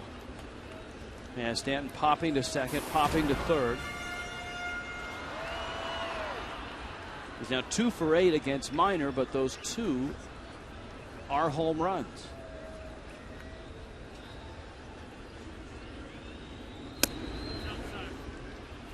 By the way, Rich, I'll split a Cuban sandwich with you Saturday night in the Jose Fernandez outing against Hamels. That's right. That's our own promotion. We're going to have Cuban sandwiches when he pitches.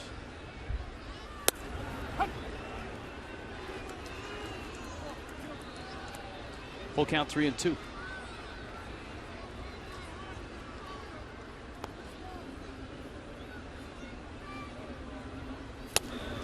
And he got him. Change up, floated it outside, and Stanton went after it. So an 0 for 3 night for Giancarlo. Freeze Cam brought to you by Frost Brewed Coors Light. This is the play at second. Chris Valaika trying to stretch it to a double. The tag, it looks like it's in time. Ball in glove. Ball out of glove. Valaika got himself a double. Polanco doubled to open the second, and that's where Miami had its best opportunities. Leadoff double in the second, couldn't move Polanco. Leadoff double by Valaika in the third, couldn't move Valaika. The thing, by the way, about Justin Upton, he has a right fielder's arm in left field. Yeah, if Jason Hayward weren't a Brave, Justin Upton would be in right field.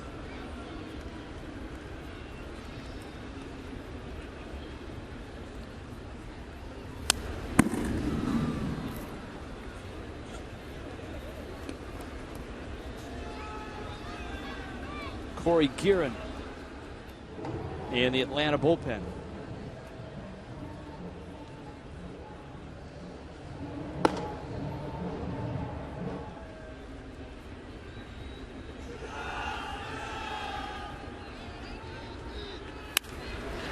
Liner into left field. That's going to be a base hit. Polanco singles.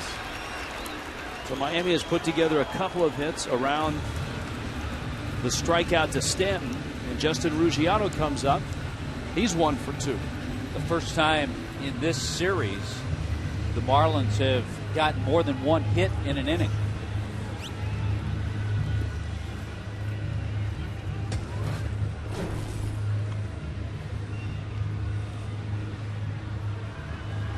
Of course, like cold hard fact, Ruggiano's first major league hit off the Yankees, Jabba Chamberlain.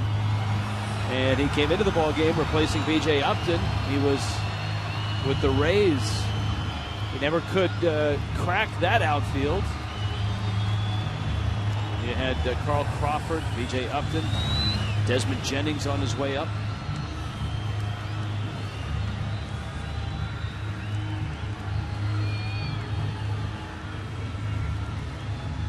Roger McDowell out for a visit. You saw activity in the Braves bullpen, but I think Roger McDowell and Freddie Gonzalez, they'd probably like to see Minor finish this inning instead of having to make the change in between.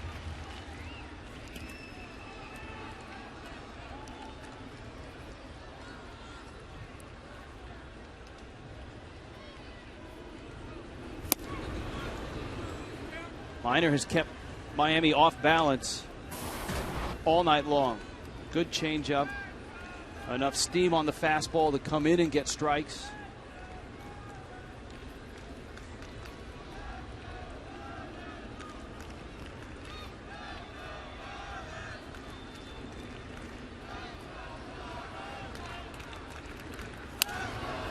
Ruggiano pulls it foul.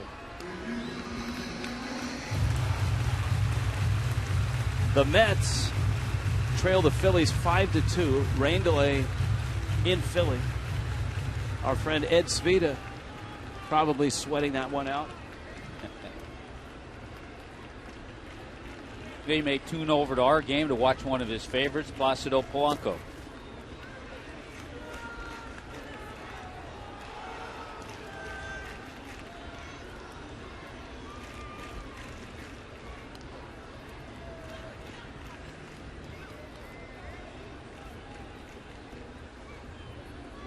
Ruggiano with the count 1-2. Atlanta trying to get to 8-1 to open up this season. Ruggiano fouls it at the plate.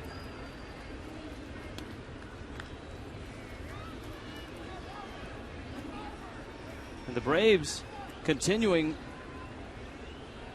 what they did in 2012. We talked about Minor's great second half and how he's continued it. Well, the Braves hammered the Marlins last year. They were 14-4 against Miami. And if this score holds, Atlanta will have swept this 3-game series. You go back even further than that. Since the beginning of 2010, the Marlins are 17-39 against the Braves. Ruggiano to right field. Hayward at the track makes the catch. Tagging is Solano, and he'll scamper to third. Polanco holds first. And so there are 2 outs, and here's Olivo. And here comes Freddie Gonzalez. He's going to go get the right-hander. So Minor is done here with 2 outs in the 6th.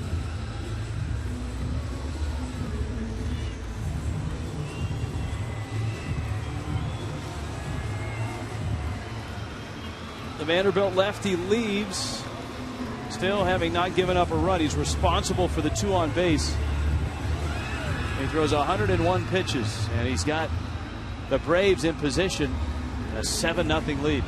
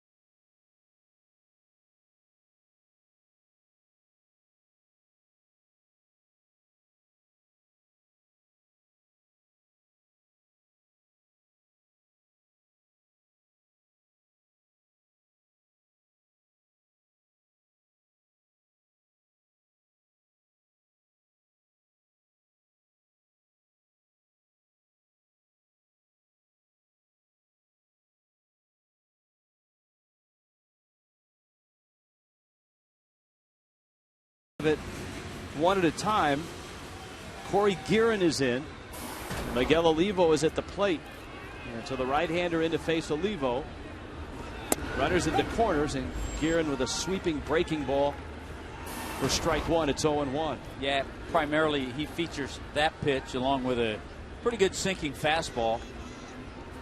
And you can see he kind of cradles where he sets. There's that breaking ball again, slider. Has a unique stance in his stretch position.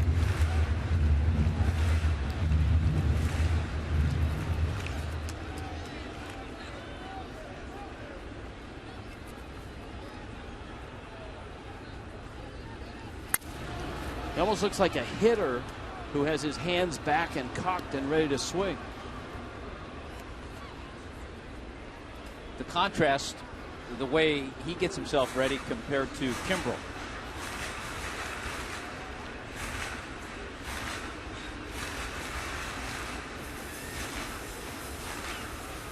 Solano and Polanco at the corners.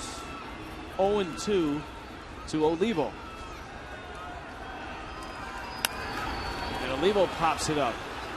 Back comes Gattis, and it's over the screen and into the seats.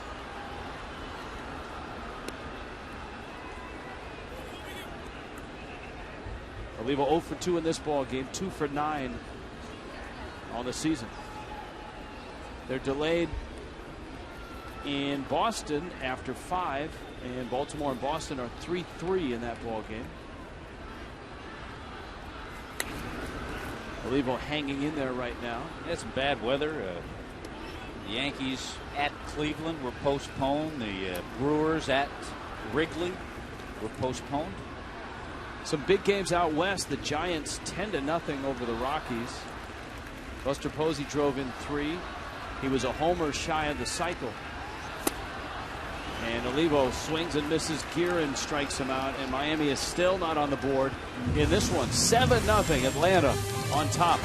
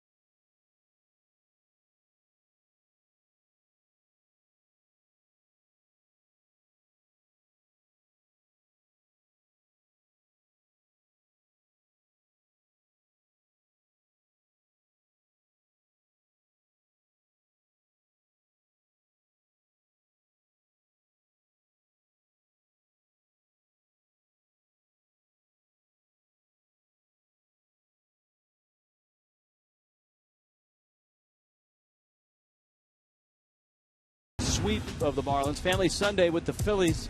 The Pepsi 4 for 54 pack is in play. Fans also this Sunday get a 2013 Marlins calendar courtesy of Leon Medical Centers. Kids run the bases post game as well, including SpongeBob fans.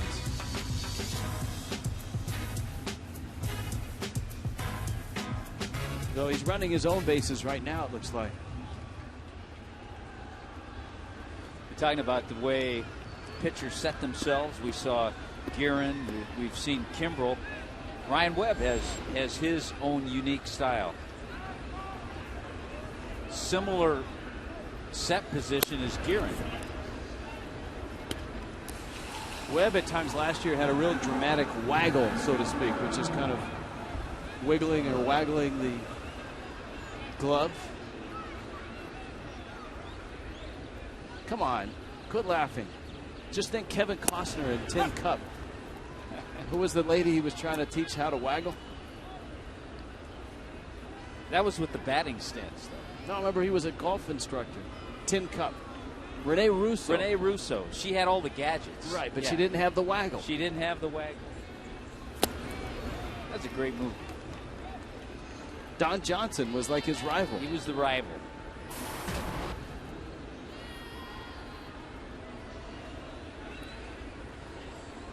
If you think about it, Kevin Costner's been in some great sports movies, some good baseball movies.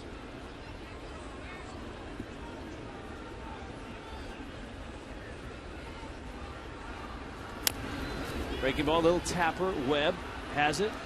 Throws to first in time to get it. Well, Field of Dreams #1, and he was the aging Tigers pitcher, right, that threw a perfect game on his last game out. Last game at Yankee Stadium, I think the game was played. So Justin Upton is out for the love of the game.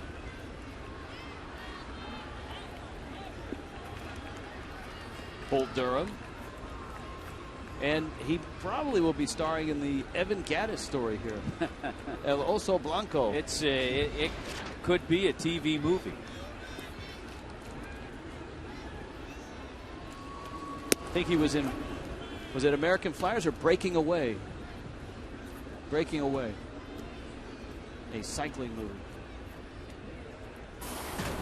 Let's come to that here. It's 7-0 Atlanta on top. Well, I am anxious to see, and I think it opens up this weekend to see the Jackie Robinson movie. Harrison Ford in that Branch Rickey. Harrison Ford plays Branch Rickey.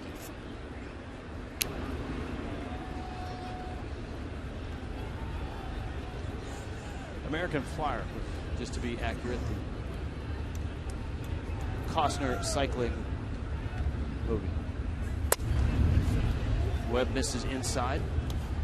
Gattis singled in the 4th, 3-run homer into the Clevelander in the 5th. That sent everyone scattering by the pool in the Clevelander. Wrapping towels around them. Better rookie season. Braves catcher Evan Gattis right now out in front. Who will have the better rookie season? That'd be a nice one to revisit.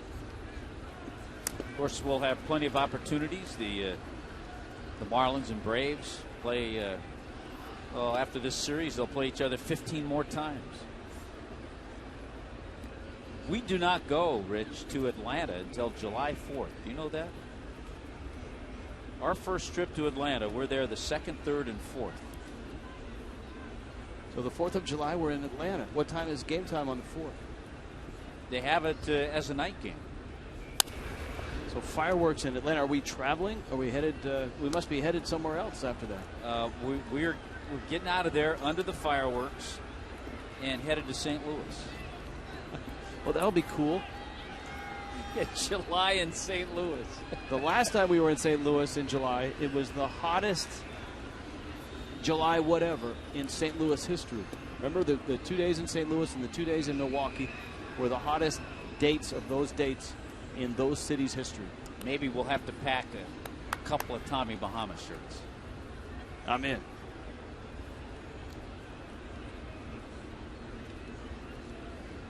Two. Gattis takes outside. Who would play Evan Gattis in the legend of El Oso Blanco?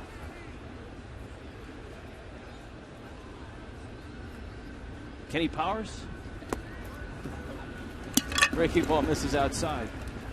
We can circle back to Don Johnson on that, but Gattis has walked, and that ends the Kevin Costner dialogue. Ugla on his way to the plate. Ugla has struck out twice and walked.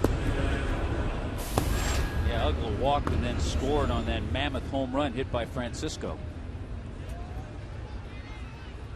Well, the Braves certainly have shot out of the gates at 8-1.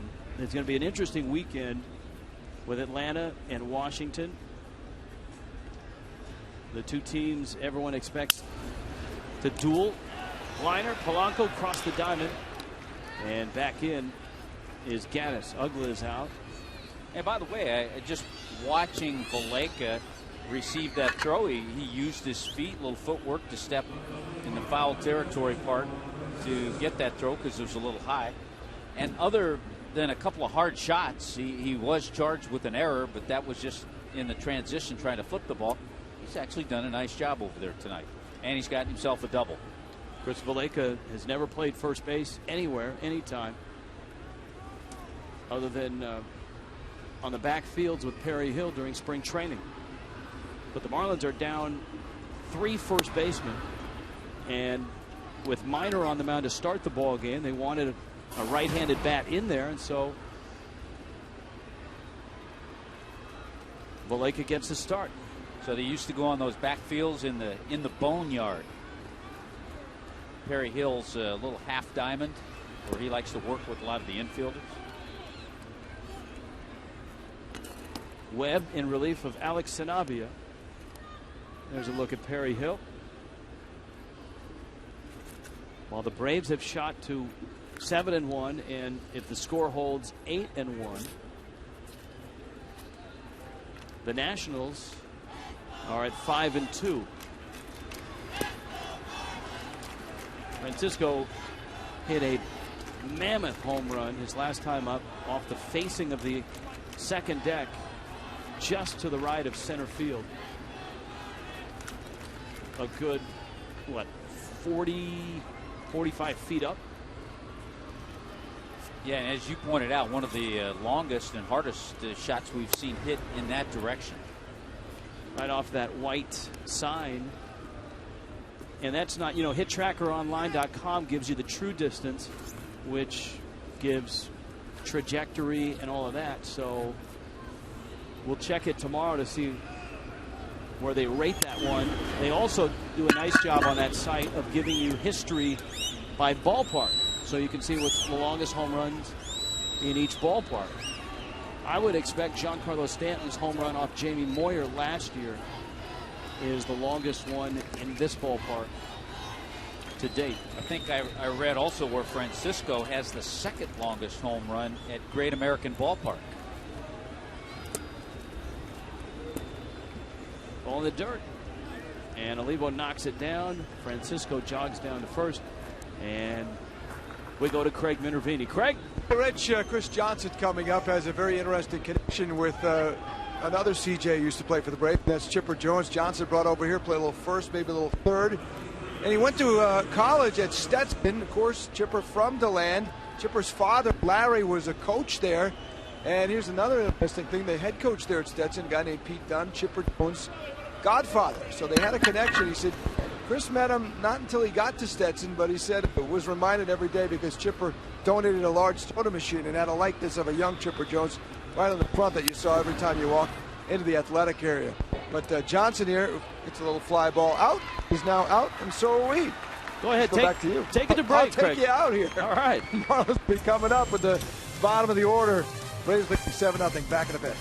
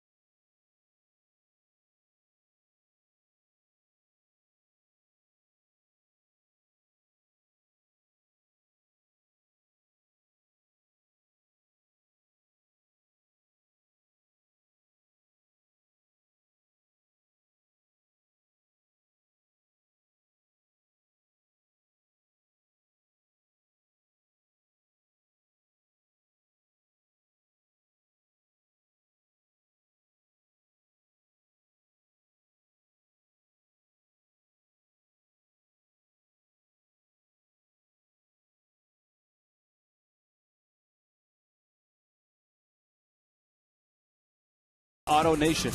Early on, Alex Sanabria was throwing the ball well. But so was Mike Minor, the left-hander of the Atlanta Braves. Who would crack? Well, in the 5th inning, it started with the Braves. Jordan Schaefer, a beautiful bunt. He stole second base, got himself there, and then came in to score on an Andrelton Simmons base hit to right field. The Braves had a 1-0 lead. Then the big bats came out. Evan Gattis with a shot, and not to be outdone, one a little further by Juan Francisco. So 2 balls that have been absolutely crushed. And just like that, the Braves with a 7-0 lead. Danny Echeverria, Corey Guerin came in to get Mike Minor out of trouble in the 6th.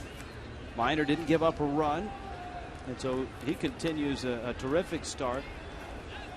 Minor's gone 13 innings and given up just 1 run. So all 4 guys that we showed on Marlins Live, the 4 that had the lowest ERA from the All-Star break last year on, all 4 of those guys are going to be in the top 10 this year after their first 2 starts.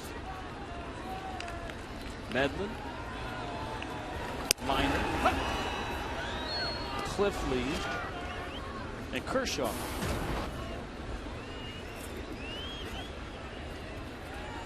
Echeverria struck out, bounced out. You get Valleca and then the pitcher spot.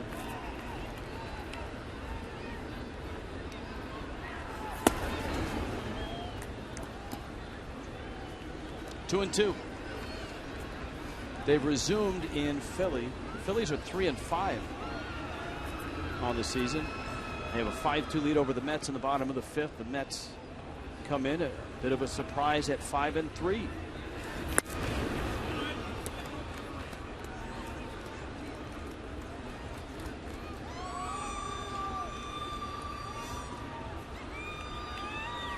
Full count, 3-2.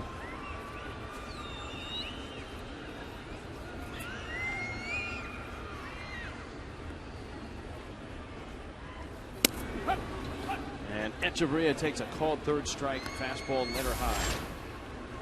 So he goes down. Valleca comes up. Kind of freezes Echeverria. I think he thought this ball was high, but it just caught the top part of the strike zone. Remember, Fox tracks the front of the plate where the ball crosses at the front of the plate, and that's where umpires judge balls and strikes. Where's the ball when it comes across the front of the plate? Kyle Skipworth on deck, about to make his major league debut. Get his first big league at bat.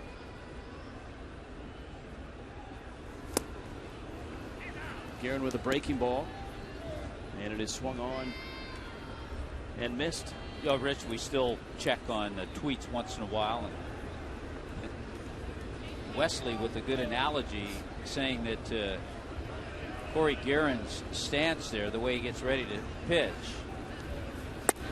is similar to the batting stance of Jack Parkman in Major League 2. See, I just remember Roger Dorn. The other guy I don't remember. Yeah, Parkman was the bad guy on the other team. Oh, gotcha.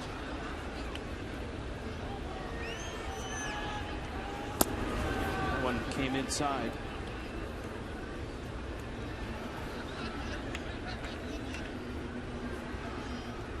Well, the guy who played Parkman, wasn't he a major league reliever? He was a big. No, that was Pete Vukovich. Didn't Vukovich? That was in the other movie. The other he was in the first one. Yeah, that was Major League 1. My bad.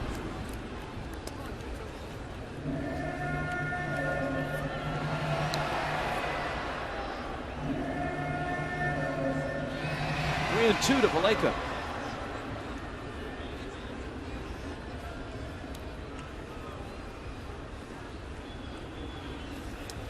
That went all the way to the screen. Valleca walks, and now Kyle Skipworth. All right, always fun to watch a kid get his first major league at bat. Not easy for Skipworth. He's been here for about a week and hasn't had it at bat. But he'll always remember and cherish this moment right here. Skipworth, the 6th overall pick, Marlins first-round pick, 2008, out of Southern California.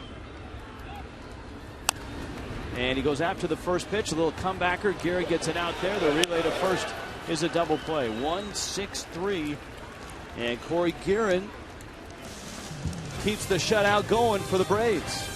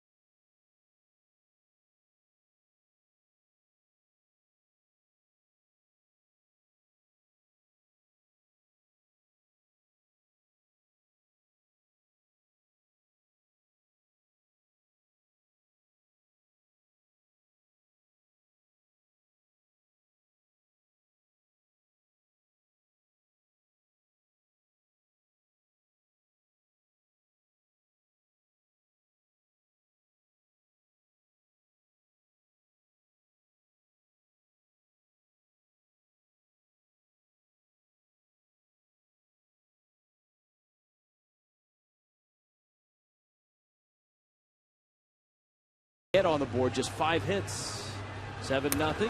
Kyle Skipworth's going to stay in the ball game, and he's behind the plate, and he'll be catching Mike Dunn. So Skipworth making his major league debut as a pinch hitter. Now he'll strap it on and get behind the plate.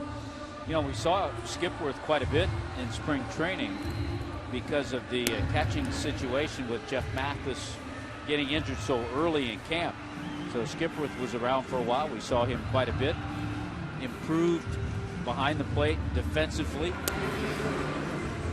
And he's shown power numbers in the minor leagues, but the strikeouts and the batting average just hasn't been there.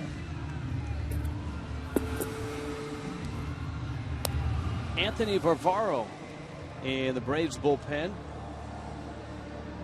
Braves have an off day tomorrow. Marlins have an off day tomorrow. Braves will spend it in Washington, D.C. Marlins await the arrival of the Phillies on Friday night. Yeah, the Braves will see Strasburg in their Friday game. Julio Teheran, the starter we haven't talked about a lot, he'll pitch Friday against Detweiler. John Maine getting loose. And then Hudson and Strasburg on Saturday. That'll be a good one in D.C. And Paul Maholm comes back on Sunday against Gio Gonzalez. Jordan Schaefer has had a nice night. A couple of singles, a double. He scored a pair of runs, has a stolen base. In the Miami-Philadelphia series, the best pitching matchup is Saturday night. Jose Fernandez's second big league start against Cole Hamels. And on Sunday, we'll get a chance to see what is up with Roy Halladay. Kevin Slowey against Halladay on Sunday. Ricky Nolasco and John Lannon on Friday night. Ground ball, Solano, outfield grass, and no chance to get Schaefer, who's got a 4-hit night tonight. Unless they give Solano an error, but that was well on the outfield grass, and Schaefer has excellent speed. And it is a base hit all the way. That talking about Halladay, that could bring me to use on one of my scouting reports. What's up, Doc? Tough play. Even if Donovan fields this ball, it's going to take him a couple of steps to turn, and by the time he does all that, Schaefer beats it out. Reed Johnson.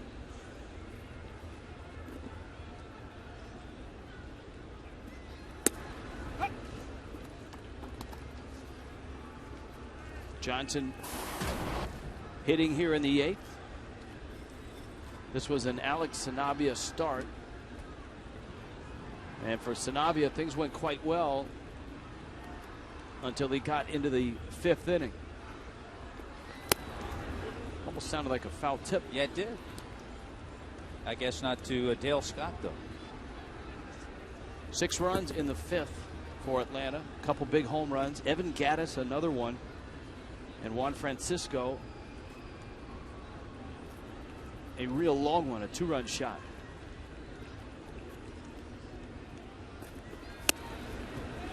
Done with a slider, and Johnson missed it.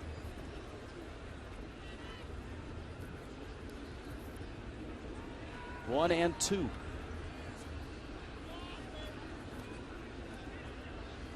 The Phillies on top of the Mets 5-2 in the 6th. The Nationals lead the White Sox 5-2. That's bottom of the 7th. Bryce Harper has hit his 4th home run of the season. Harper also has another hit. Ian Desmond has a double and a triple in that ball game for the Nationals. Good job by Mike Dunn, just rearing back and blowing away Reed Johnson with some good fastballs.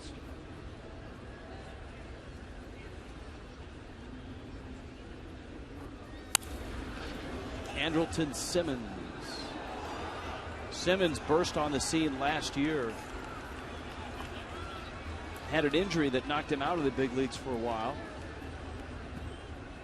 It was just his 3rd year in pro ball last year, 49 games.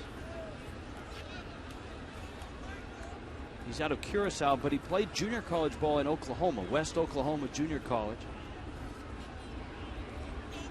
He's a guy that grew up watching the Braves because Andrew Jones from Curacao was his hero.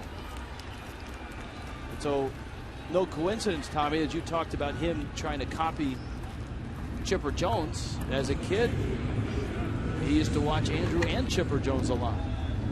Well, how many times when the Marlins matched up against the Braves, you'd have A. Jones and C. Jones. Now we'll have to deal with the Uptons for a while.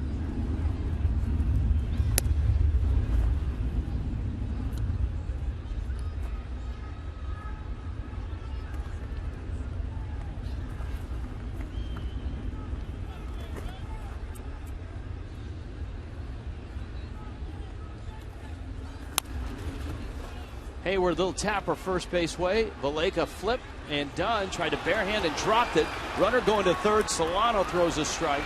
And they've got Schaefer in a rundown. There's nobody at 3rd, but Echeverria just got him. Well, Echeverria ran down a fast man, and the Marlins get the out. An adventurous out it was. But it's the final out of the 8th.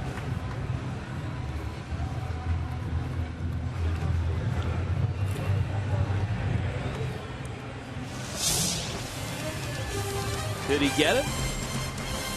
Right there on the foot.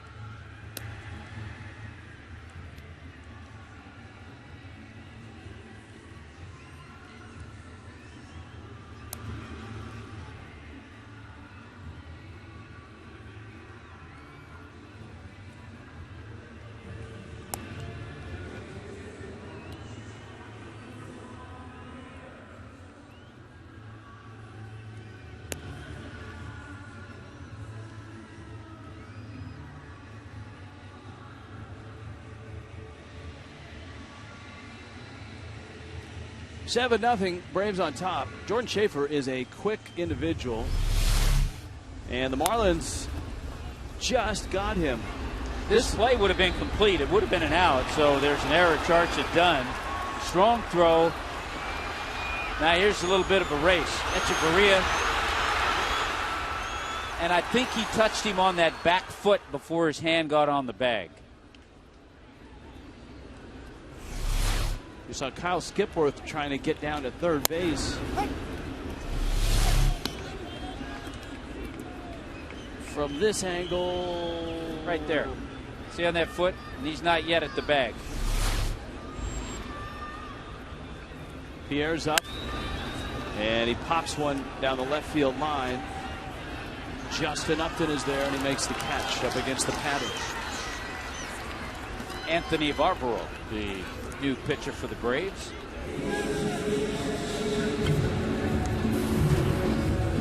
We've seen some sliders tonight. Barbaro with a good fastball, more of a curveball. Throws more curveballs than sliders.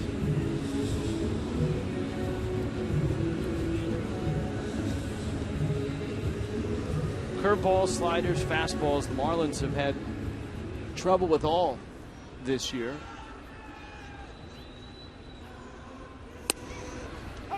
As Barbaro throws a fastball down the middle for a strike. Solano following Pierre, and then Giancarlo Stanton for his fourth at bat.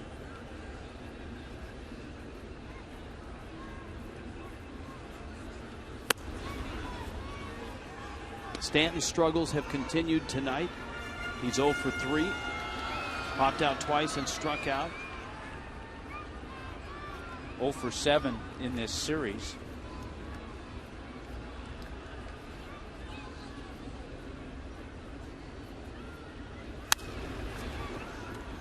Ground ball first. Johnson flips, and Barbaro is there to get the out. Bring on the red car. Let's look at Friday's starters. John Lannon, former National, current Philly, and Ricky Nolasco for the Fish. It opens this series. 7 o'clock start. Marlins live at 6:30. Well, we'll get a chance to see Michael Young as a Philadelphia Philly. Utley and Howard appear to be healthy.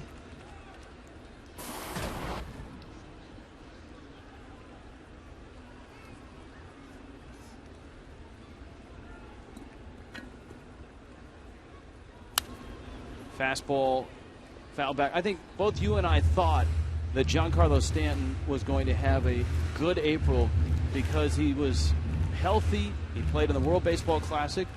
And when he was in camp with the Marlins, he swung the bat quite well.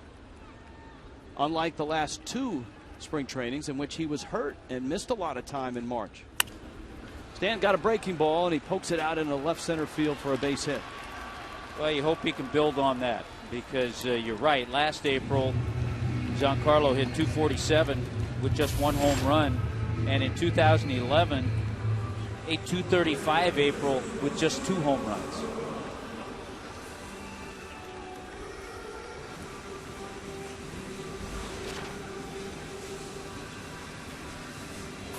Polanco 2 for 3. A double, a single, and has flied out.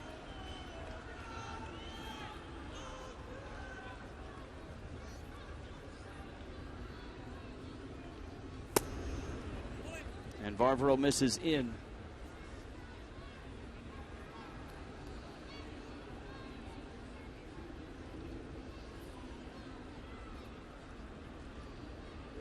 You look at the Marlins lineup from top to bottom, and this is the guy that's probably had the best year so far. Stanton's going to trot down to second. Braves weren't holding him. And of course, Polanco is in a spot he's never been in before, and that's hitting cleanup. The Marlins, in the absence of Logan Morrison, and he's not eligible to come off the disabled list until the end of May. In the absence of Morrison, they have been looking for someone to slot behind Stanton. Mike Redmond toyed with that idea of Polanco in spring training and went with it. He essentially looked for a solid hitter, a guy that was going to keep the line moving. Always one of the toughest to strike out in baseball. Yeah, we've seen a couple of choices of Mike Redmond's. He's had Greg Dobbs hitting that cleanup spot, but neither is a pure cleanup hitter, number 4 hitter. Both good hitters, but not number 4 men.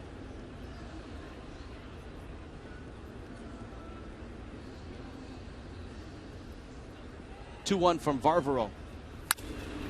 Right back to him. Varvaro will pick it up, flip on over to first, and the inning is over. Miami has left 7 and trails by 7.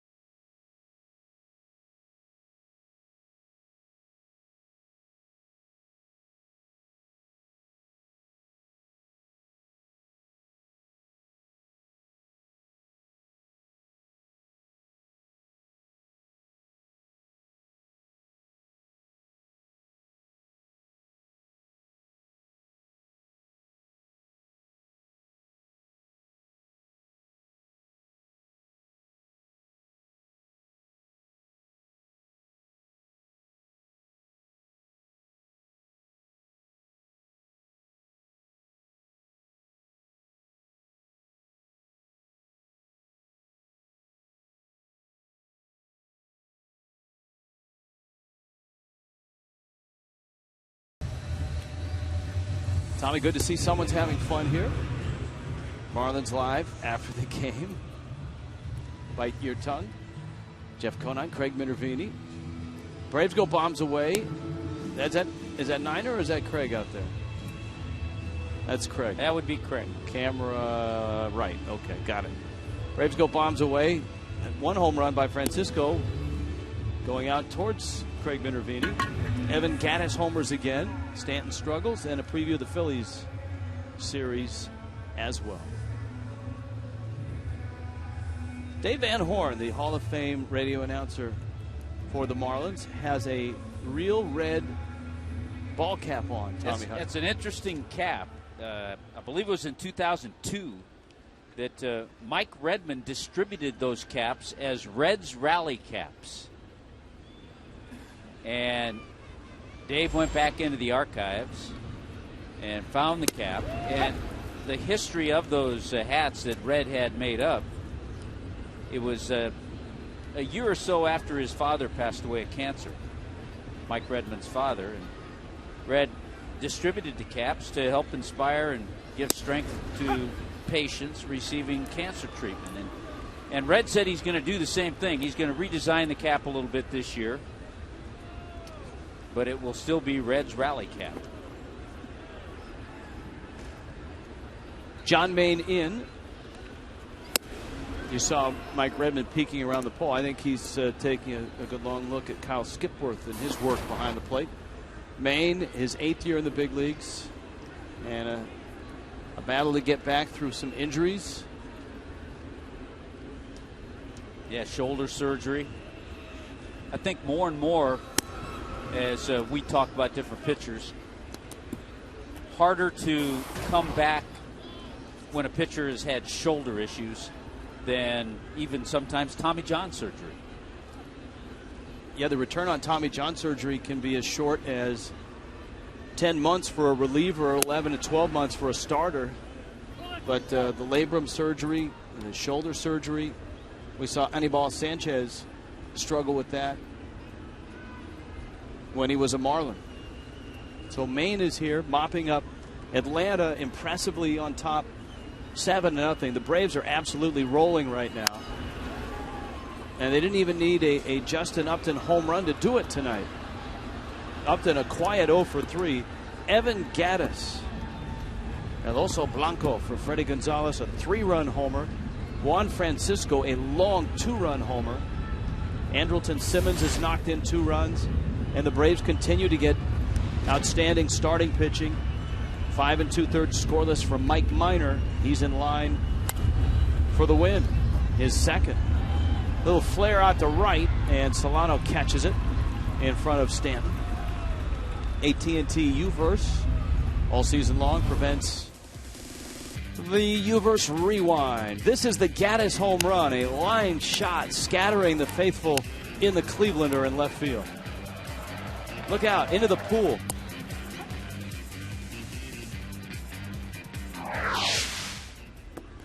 You know, talking about Tommy John surgery, the Cardinals didn't get real good news.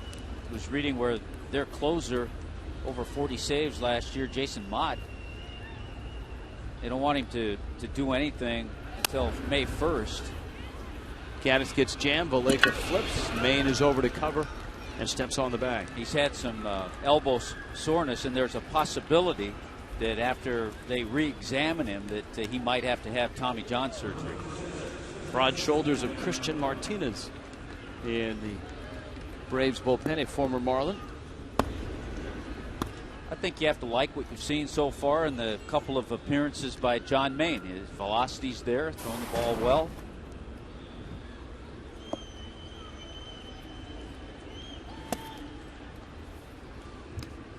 There's a look at his breaking ball.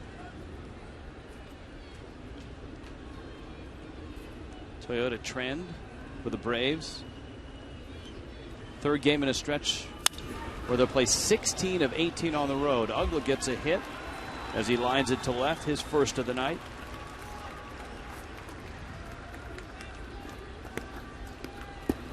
There you go, brought to you by Toyota. You know, the Braves, as a pitching staff last year, tossed 16 shutouts. 4 of those were against the Marlins.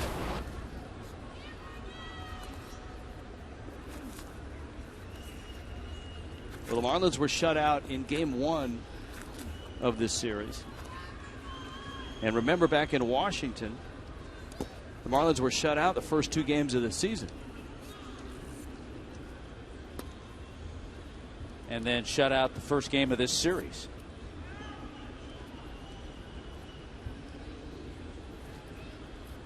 Maine facing Juan Francisco, 2 hits. Which the outburst that the Astros had last night in Seattle, the Marlins by far will be the lowest scoring team in baseball.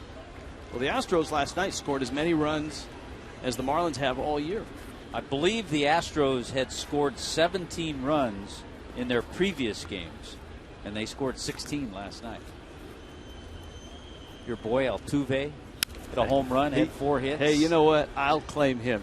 He's one of our favorites, and it's actually that's one of my biggest regrets with the Astros going to the American League.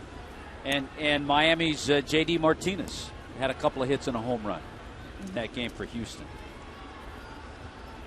But Altuve, all of what, 5'4"? Mm-hmm.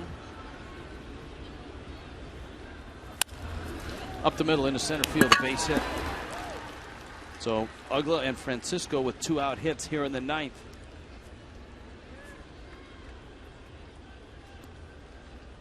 So who you got, Tommy? I mean, we were asked last night by emailers and our Twitterverse, who you got, Braves or Nationals, after seeing both teams? That's a good one. I mean, I still think I'll go with Nationals, but the Braves, and I don't say I ever discounted them, but they've looked better than I thought they were going to be. I think their rotation. And this is without Freddie Freeman. We haven't seen him, and we haven't seen Brian McCann. Right, and Hayward's not hitting. And I think the Braves' rotation is underrated in terms of the way they've pitched. If Medlin, if Minor is the second half Minor, if Medlin is anywhere close to what he was in the second half. And they liked what they saw in the spring from Julio Teheran. But he's their fifth guy. Right. You're not going to win and lose a pennant on your number 5 starter, generally. Paul Maholm's been very good. He's won his 2 starts. And as you pointed out, if Tim Hudson can stay healthy, that one's going to sneak by Valaika down the right field line. Off the bat of Chris Johnson. It's going to knock in Ugla. It goes an RBI single. Funny how things go. The other night when John Maine pitched, he gave up back-to-back hits, but then worked out of the inning without allowing a run. Tonight he gets the first 2 outs, and all of a sudden 3 consecutive singles.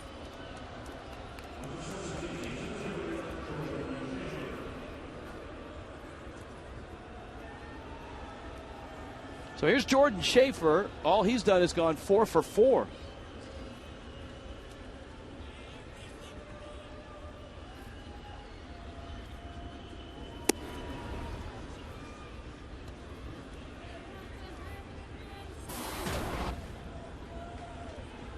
Schaefer 3 singles, a double, 2 runs.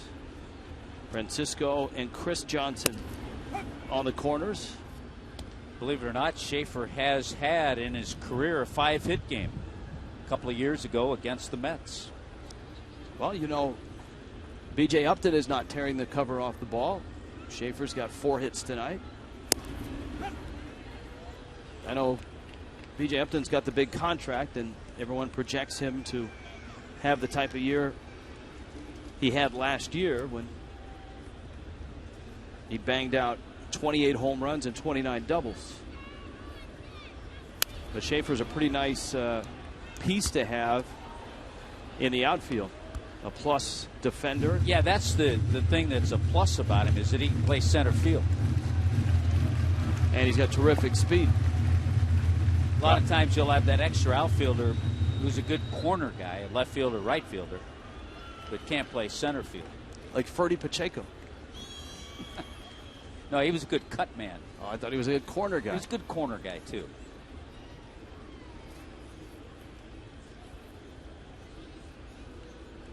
Two. It's up and it's out.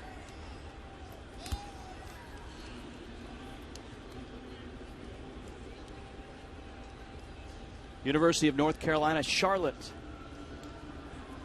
for John Maine. And a fastball strikes out Schaefer, and the inning is over. Atlanta adds a run. Marlins are down to their last 3 outs, trying to avoid a shutout to the Braves.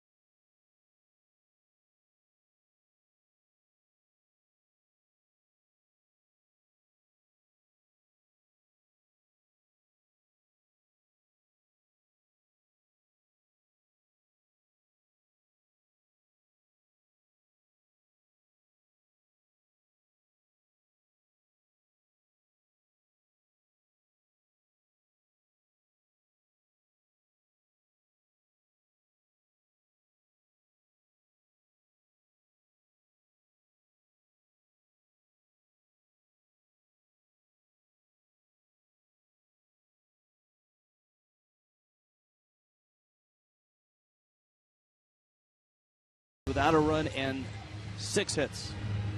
MLB.TV is celebrating 11 years. Join the millions of fans and subscribe today. Watch every out-of-market game live on your favorite mobile and connected device in HD. MLB.TV Premium. Visit MLB.TV today. MLB.TV Baseball everywhere. Justin Ruggiano. Anthony Varvaro with a fastball. Ruggiano fouls it back. Ruggiano 1 for 3 of the Marlins' 6 hits. Placido Polanco has a couple of them. Donovan Solano a single. Giancarlo Stanton a single. Chris Valleca a double. Yeah, Valleca's been on base twice, double, walked 1 time, and can now say he has 1 major league game under his belt as a first baseman.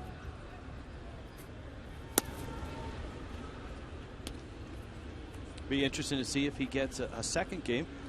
He had a bobble early. I would say yes. I mean, he swung the bat well. And we talked about the first 2 games of that Phillies series. The Marlins will see left-handers. John Lannon and then Cole Hamels. Ruggiano's liner finds the glove of Jason Hayward. An out here in the ninth.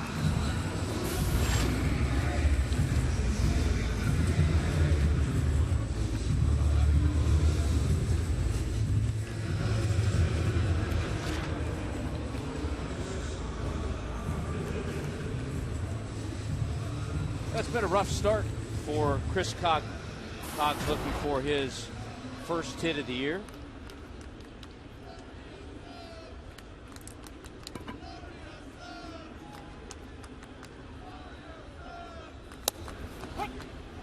Coglin takes a fastball for a strike.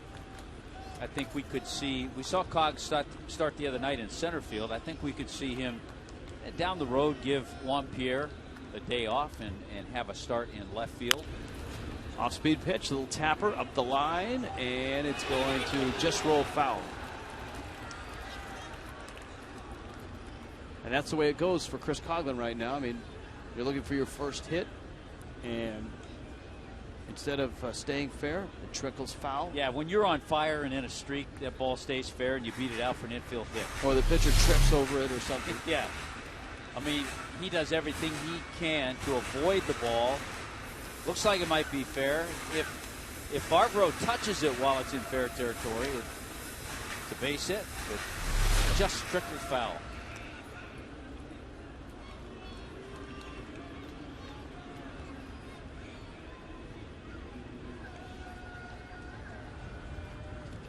Coglin back up there, and he takes a fastball up and in. Barbaro at 94 miles an hour.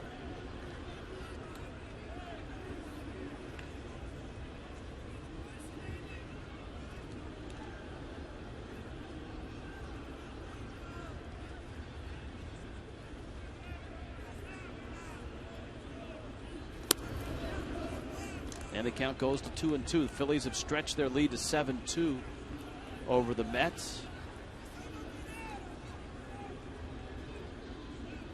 Kyle Kendrick, 6 innings, 2 runs for the Phillies. Antonio Bastardo in the ball game now for the Phils. Coglin a liner, and it's off the glove of Francisco. It dribbles into left field. Coglin turns first, and that one really could go either way. Yeah, that is one that could go either way. But when you root for a guy to get a hit, you certainly hope he gets the hit. A slicing liner from a lefty. Slicing away from the third baseman, Francisco. And it's a base hit. There it is. Base hit. So Coglin gets that first hit. And here comes Echeverria. And that's a Chris Coglin swing. When he was Rookie of the Year, man, he got base hits in that direction all the time.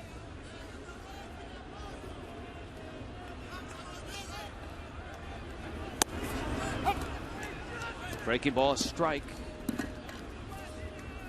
Wouldn't be surprised to see Coglin get a start or two in left field. Yeah, we were talking about that to give Juan Pierre a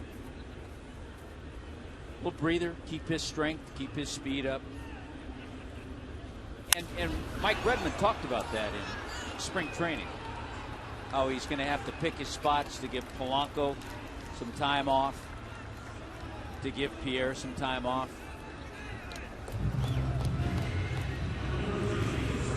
So Echeverria has flied out, and now Miami's down to their last out here in the 9th.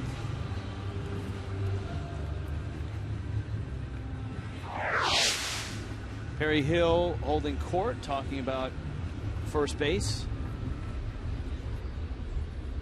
Coughlin, Kearns, and Valleca, his students.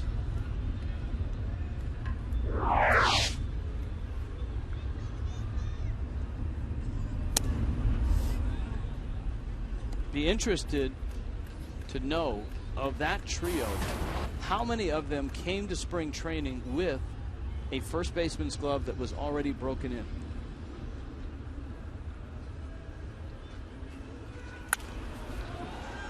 Liner to right, and that'll do it. Hayward squeezes. The Braves have shut out the Marlins and have swept the Marlins. And Atlanta just keeps rolling. The Braves are 8-1, the best team in baseball to open up 2013.